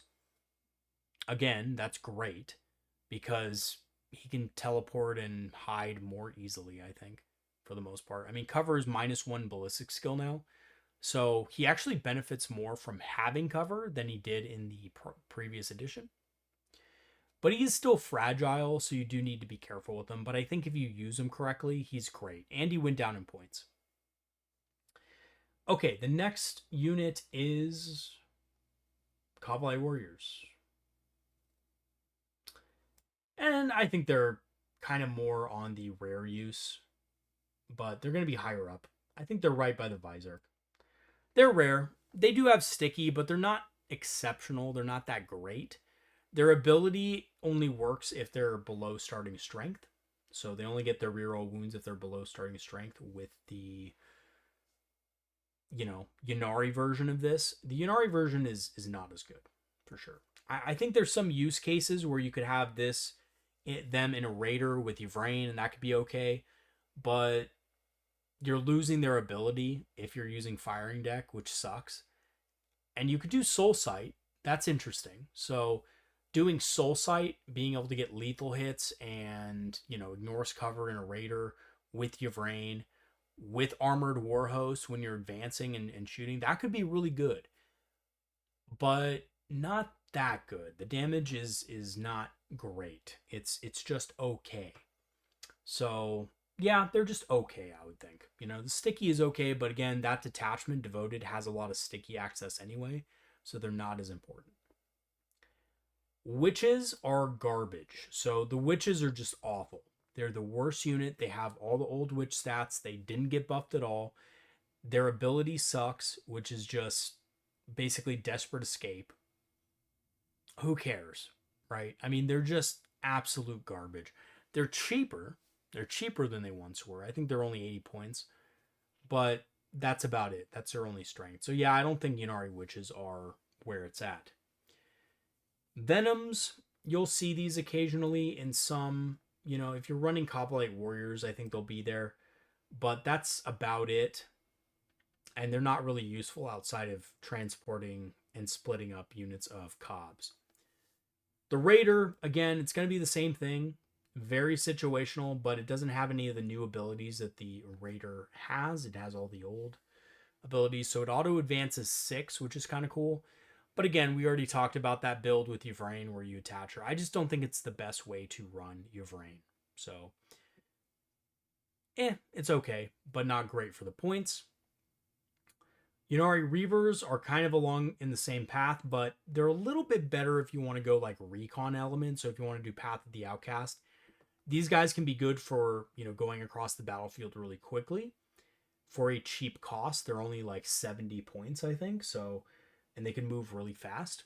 So they're decent. I think they're an average unit for the detachment. I'd actually say they're more useful than Kavalai Warriors and probably the Visarch as well. Switch that around there. I think probably Cobs are better than them. And then we have Incubi. So Incubi are, I think, more in B tier than anything else. I think they're still decent for Ynnari. Put them back here. They're still decent for Ynnari, but I still think Banshees are going to be better. They're about the same points now. And Incubi just don't have as much punch, right? They just don't punch as hard in Ynnari. And that's mainly because they're unbuffed. Their data sheets are exactly the same as Index Drukhari without any of the pain token buffs. So, yeah, they're just not really that good. They're just not good. They do Battle Shock, which is potentially good, but there's so many other things that Battle Shock, like the Death Jester and stuff like that. I just don't think Incubi are that great. The Archon is very rare use. Honestly, he's just worse in every way. By the way, if you run Incubi, you probably want to run the Visarch, and the Archon is just a worse version of the Visarch. So, yeah, definitely not good. And then the Succubus is awful as well. And I actually think the Succubus is just for a cheap throwaway unit, which again is still bad. So, and mainly the reason I say that, if you guys play Dark Eldar and you're wondering why I'm putting the Witch there, it's because the Succubus is a Ynnari Succubus, and the Ynnari Succubus sucks. She doesn't have anything going for her. So, not a huge fan of that model. Okay, so that's it. That's the tier list, guys. That's where we have it at. So, overall, yeah, I think we're in a good position. I mean, there is stuff that got worse. There's no doubt about it, right? But I think overall we got stronger as a faction just because of the dispositions that we can play and stuff like that. So I think we're a lot better off in that way. And because of that, I think we're going to have a lot of fun in 11th edition. I'm already having a lot of fun with a lot of these units. And honestly, I mean, if you look at the unit types, I mean, especially in the S tier, I mean, these are really strong, you know? I mean, I think let me put it this way. We're not Tau level right now, but we're also not in the bottom of the barrel, right? And we were kind of at the bottom of the barrel in the end of 10th edition. So I think we're going to do a lot better in general. Obviously, time will tell. We'll see if people actually pick up the Eldari again. I'm hoping professional players stay away from the Eldari because they somehow always get our stuff nerfed for no reason. And they just play other factions like, Liam can play Chaos Space Marines. And, Folger can play Custodes. And, we can be good. We can have unnerfed stuff. So, yeah, because once they start picking up the army, that balance team just loves to hammer whatever they play. And it's so silly to me because obviously that shouldn't be how it is, right? Because those players are just really good. And they're just using strategies that are strong strategies. It's not like the units are overpowered or anything. But every time they use Eldari, I swear to God, the balance team is like, we don't care if these are the two best players in the world. Whatever units they're using must be OP, so we have to nerf them. It's like, guys, come on. Come on. Anyway, so that's my 2 cents on it. And yeah, this is the tier list. Let me know what you guys think of the tier list in the comment section below. I will put some, timestamps on this video as well. So, for those of you looking to, see the viability of certain units, you can definitely do that. And skip through the other sections that you don't really care about. And lastly, we do have a channel Patreon. So if you want to join the Patreon to get access to the Discord for free, you can do so through our Patreon free trials. And I'll leave that in the description below. And yeah, that's going to be it for today, guys. Peace out, and I'll see you guys next time. Have a good one, everybody. See you later.